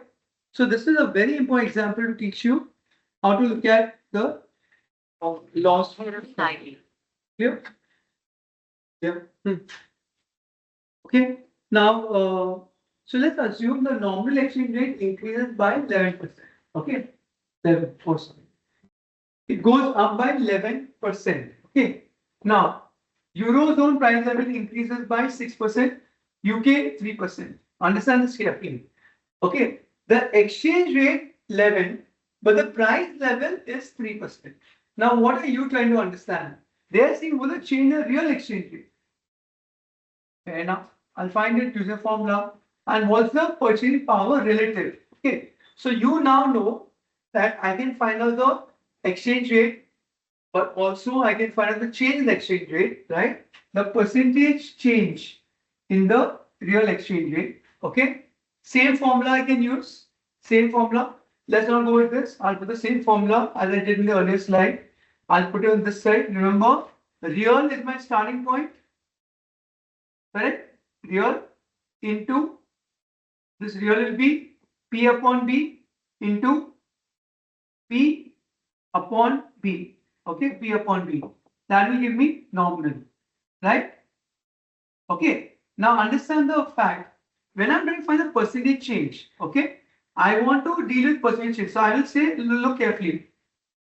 1 plus, okay, 1 plus R percentage change obviously is equal into, let's say, into 1 plus P upon 1 plus B is equal to 1 plus N.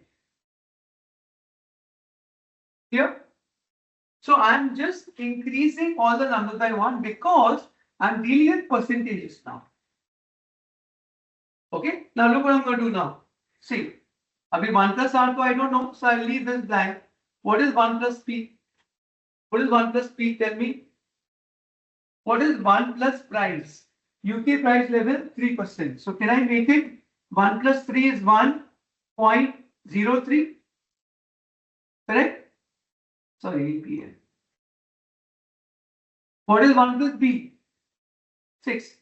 So 1.03 divided by 1.06, correct, is equal to what is nominal rate change?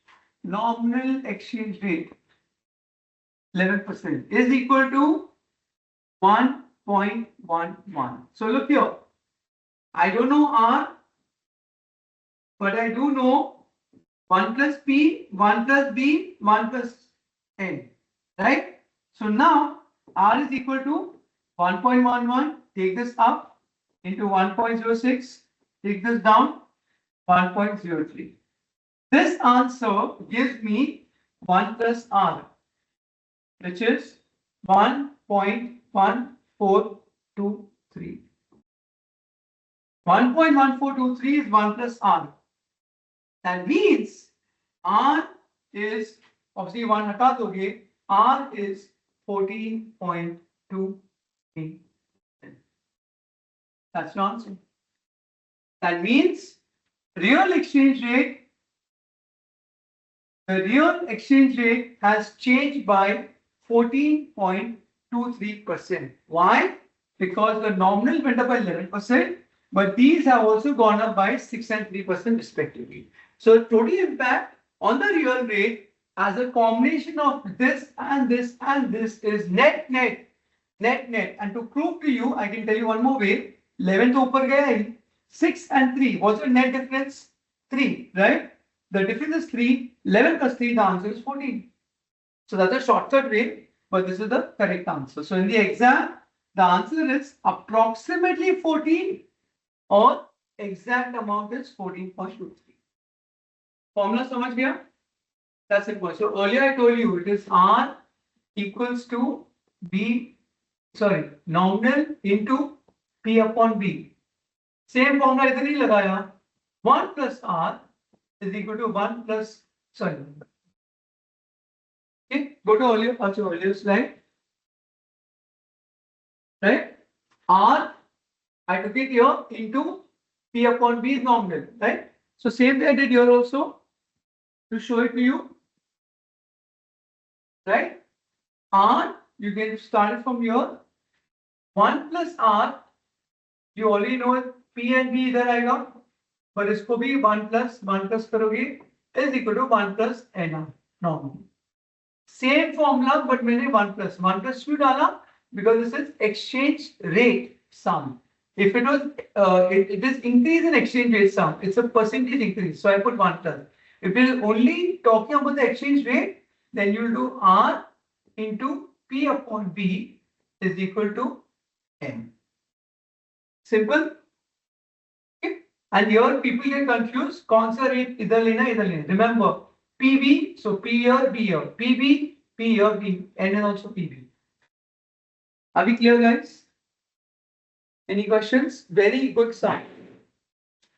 Clear the answer? Okay. So can you take a minute to solve this so that you also are aware of the sum? And don't follow this direct formula. Do the same way and then you get the same answer. See, 1.11 into 1.06, 1.03, you will get the same answer eventually. And minus 1 क्यों किया? क्योंकि यहाँ पे plus 1 था, right? तो ये plus 1 को उधर लेके गया, तो minus 1 आ गया. And that's your normal maths. That's very easy. Any questions?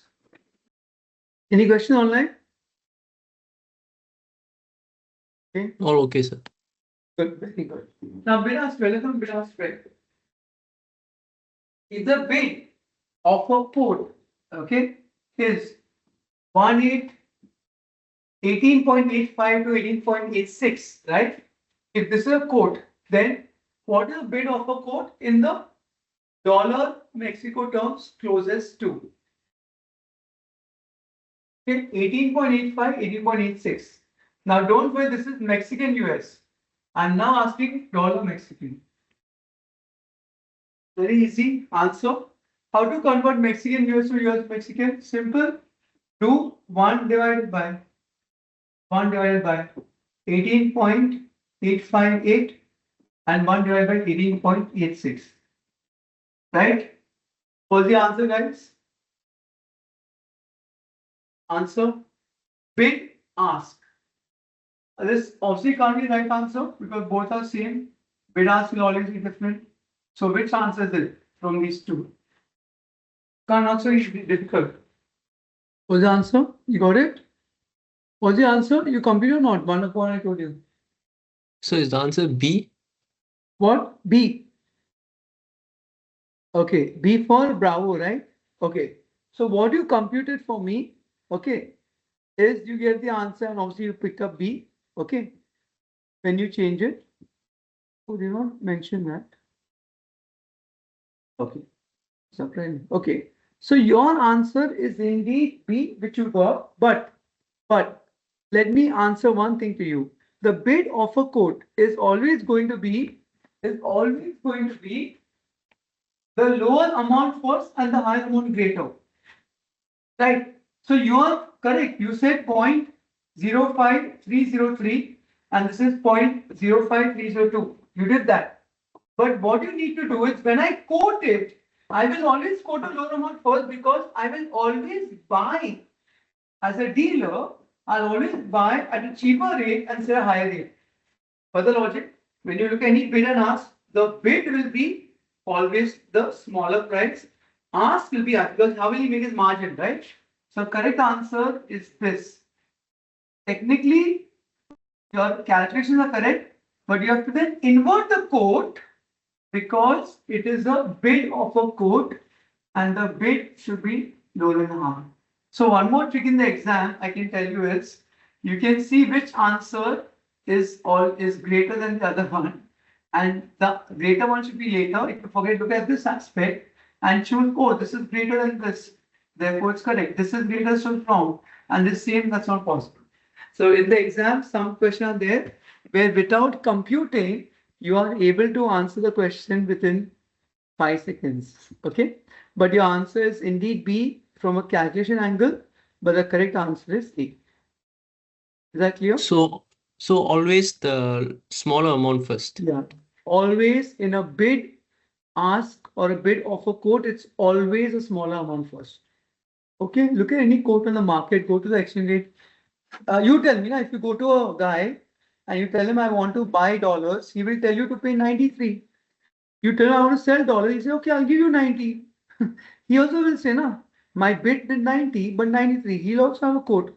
So everyone in the market will give you a different. He will not give the same quote for buy and sell. Correct? So gold खरीद ले, gold का भी देख ले.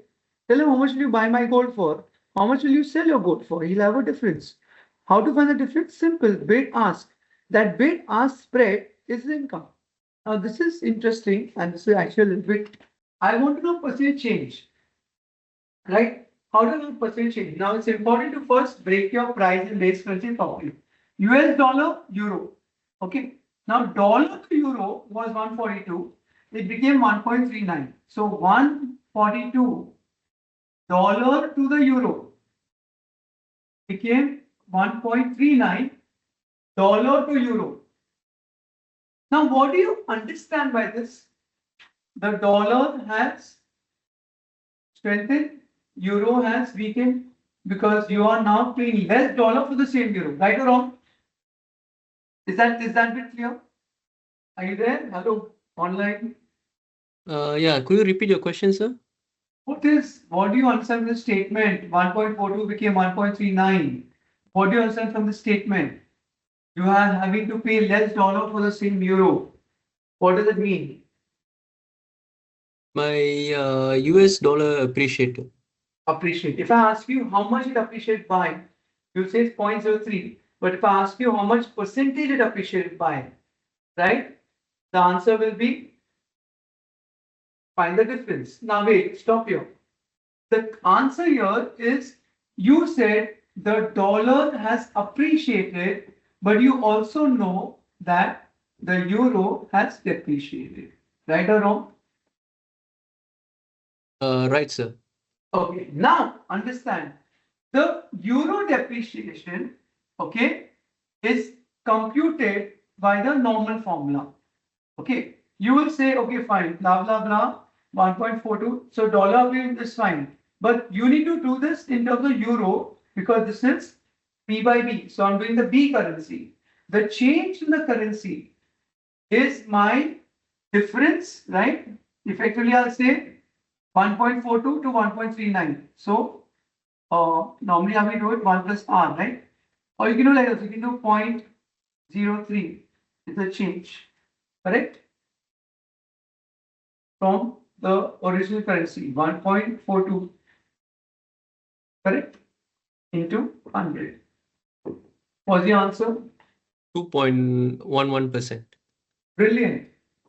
So what have I done here? I have used in the base and have told you the answer is euro depreciated by 2.1. But can I also say that dollar is appreciated by 2.1? No. This is the key learning point. This answer is only to compute the depreciation in the euro using the price to base currency. So dollar euro change will give you euro impact. If you want to find the dollar impact, please convert this into euro dollar rate. So if this rate is given, only euro impact can be found out. If I convert this rate into, I have now inversed 0.074 euro to the dollar, okay, is now become 0.7194 euro to a dollar. Now the base currency is dollar. I can use this rate to find out the dollar appreciation. Now you will think the answer is same. It's not the same. Check the difference. What's the difference in the two amounts? Divide by the original amount.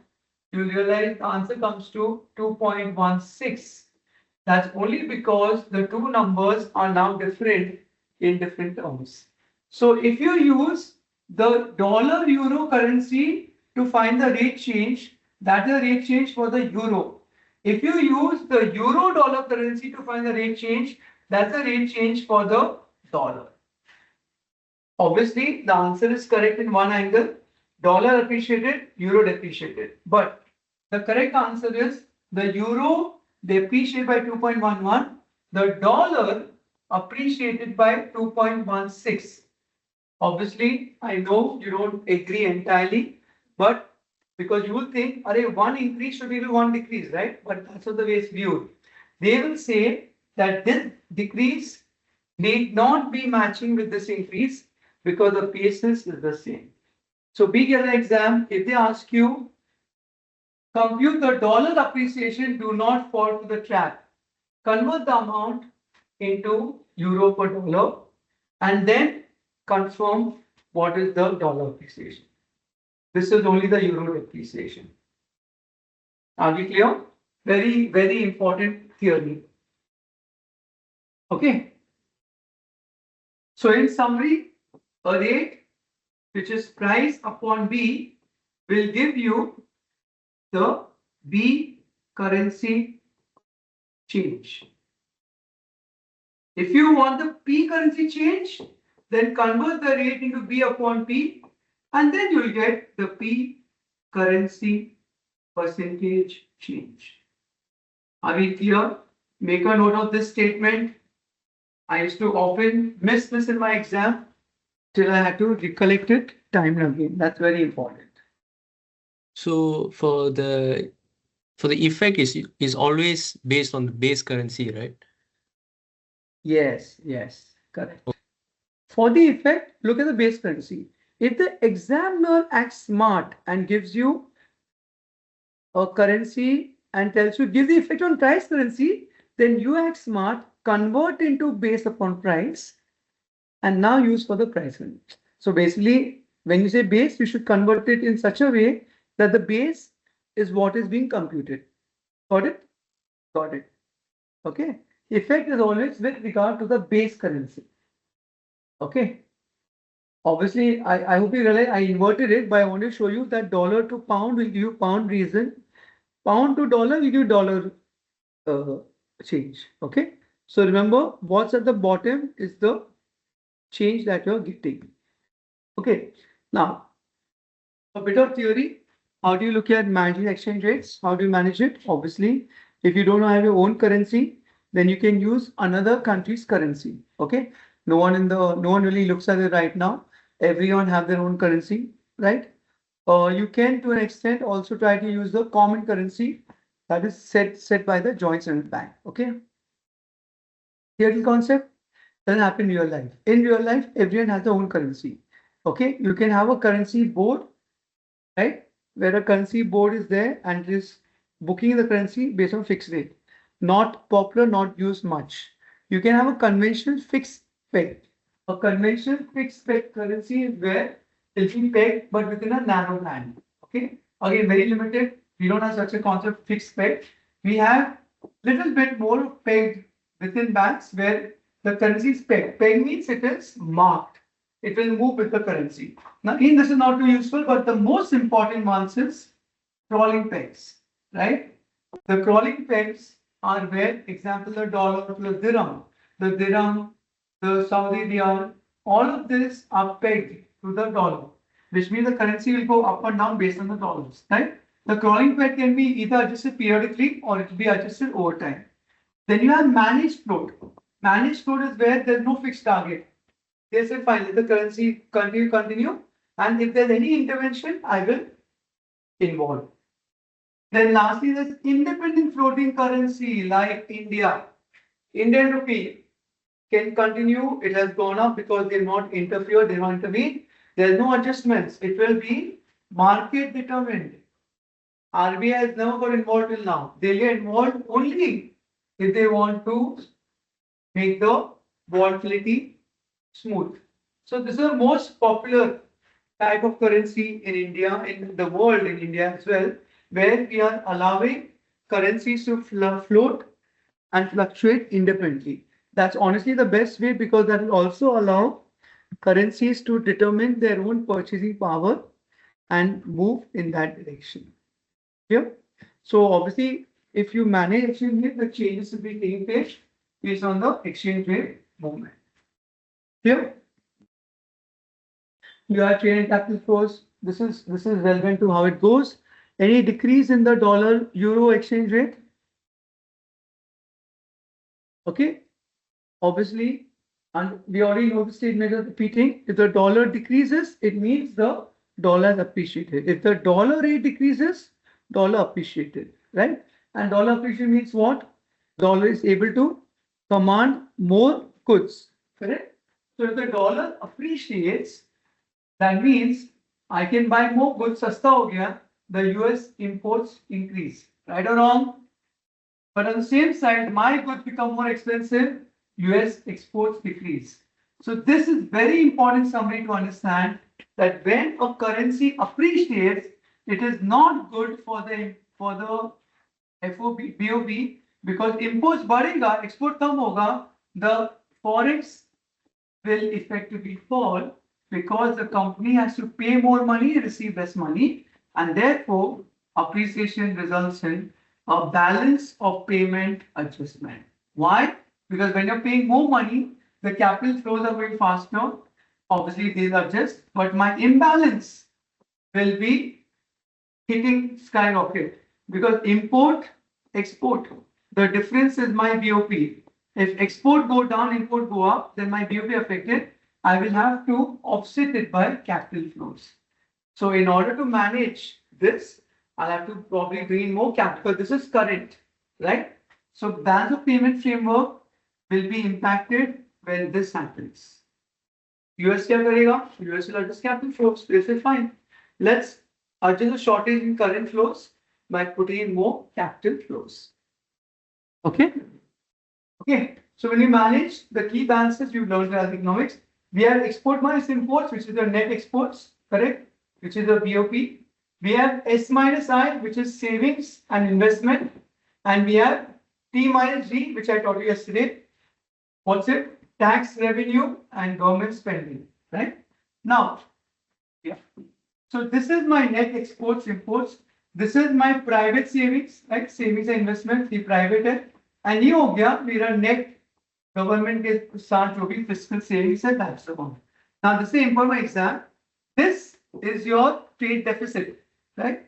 If you have any answer, if this number is less than zero, so deficit हो गया. अगर more than zero, then brilliant, you have a surplus, correct? Now you answer, ये number जो है shortage or excess will always be adjusted by these two numbers. ये जो gap है, ये हमेशा will be funded by foreign capital inflow. Yeah?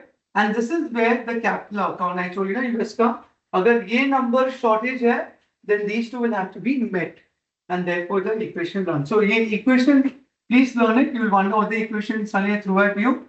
This is called the equation for the trade balance and the capital movement. Here, this equation will always work in the long run, and that's why governments look at this and try to manage foreign exchange forward. Yeah. So in the short run, obviously, prices will adjust, but in the long run, the trade flows will become good form. Okay. So learn the equation was done earlier also. X minus M, S minus I, T minus G. Okay. And Kalka lecture also would have been relevant from that point of view. Okay. And we already discussed it as a repeat slide. What are the objectives of capital flow restrictions? What are key objectives? To reduce. So I want to, if I start allowing all the countries to invest in, say, India in real estate, then the full domestic asset value will go up. If they sell, it will go down. So the volatility is there. I want to ensure that the volatility is not impacted by trying to maintain the capital flows. I'm also going to maintain my exchange rates, correct? Because I want to make sure that capital flows are not happening freely, so that volatility and exchange rates are more fixed. So I want to keep my interest rates low, because if I start allowing people to invest and sell, interest rates will also start increasing, correct? And very important, foreign investment is always limited so that the local strategic industries are protected. Clear? So that's my broad objectives of capital. Why do capital restriction? Because I want to make sure that these are protected. Very important theory from a protection point of view. Clear? Okay. So that's the last part of exchange rate. And now we need to do exchange rate calculations. Okay. So we'll stop there. We just have probably 1 hour more to do. And I'll do this practice question. Just remind me. I'll do this along with the next chapter, because the next chapter is more important, where I teach you how to compute exchange rates and how to use the exchange rate to make decisions. Okay. So we'll start next week from slide 48 onwards, where we look at foreign exchange rates. And at the end of the next week, we'll do a practice quiz for both this chapter and the earlier chapter. Okay. So just remind me. So probably our first 1 hour we'll do this chapter, and then we'll move on to the next topic. Is that clear? Okay. Okay, sir. Yeah, good. Please practice it well. So what I taught you today and yesterday was a combined part of international trade and policies. Okay. Sure. All right. Okay, sir. Okay, sir. Okay. Thank you, Sure. sir. Well done. Take care. All the best. Thank you.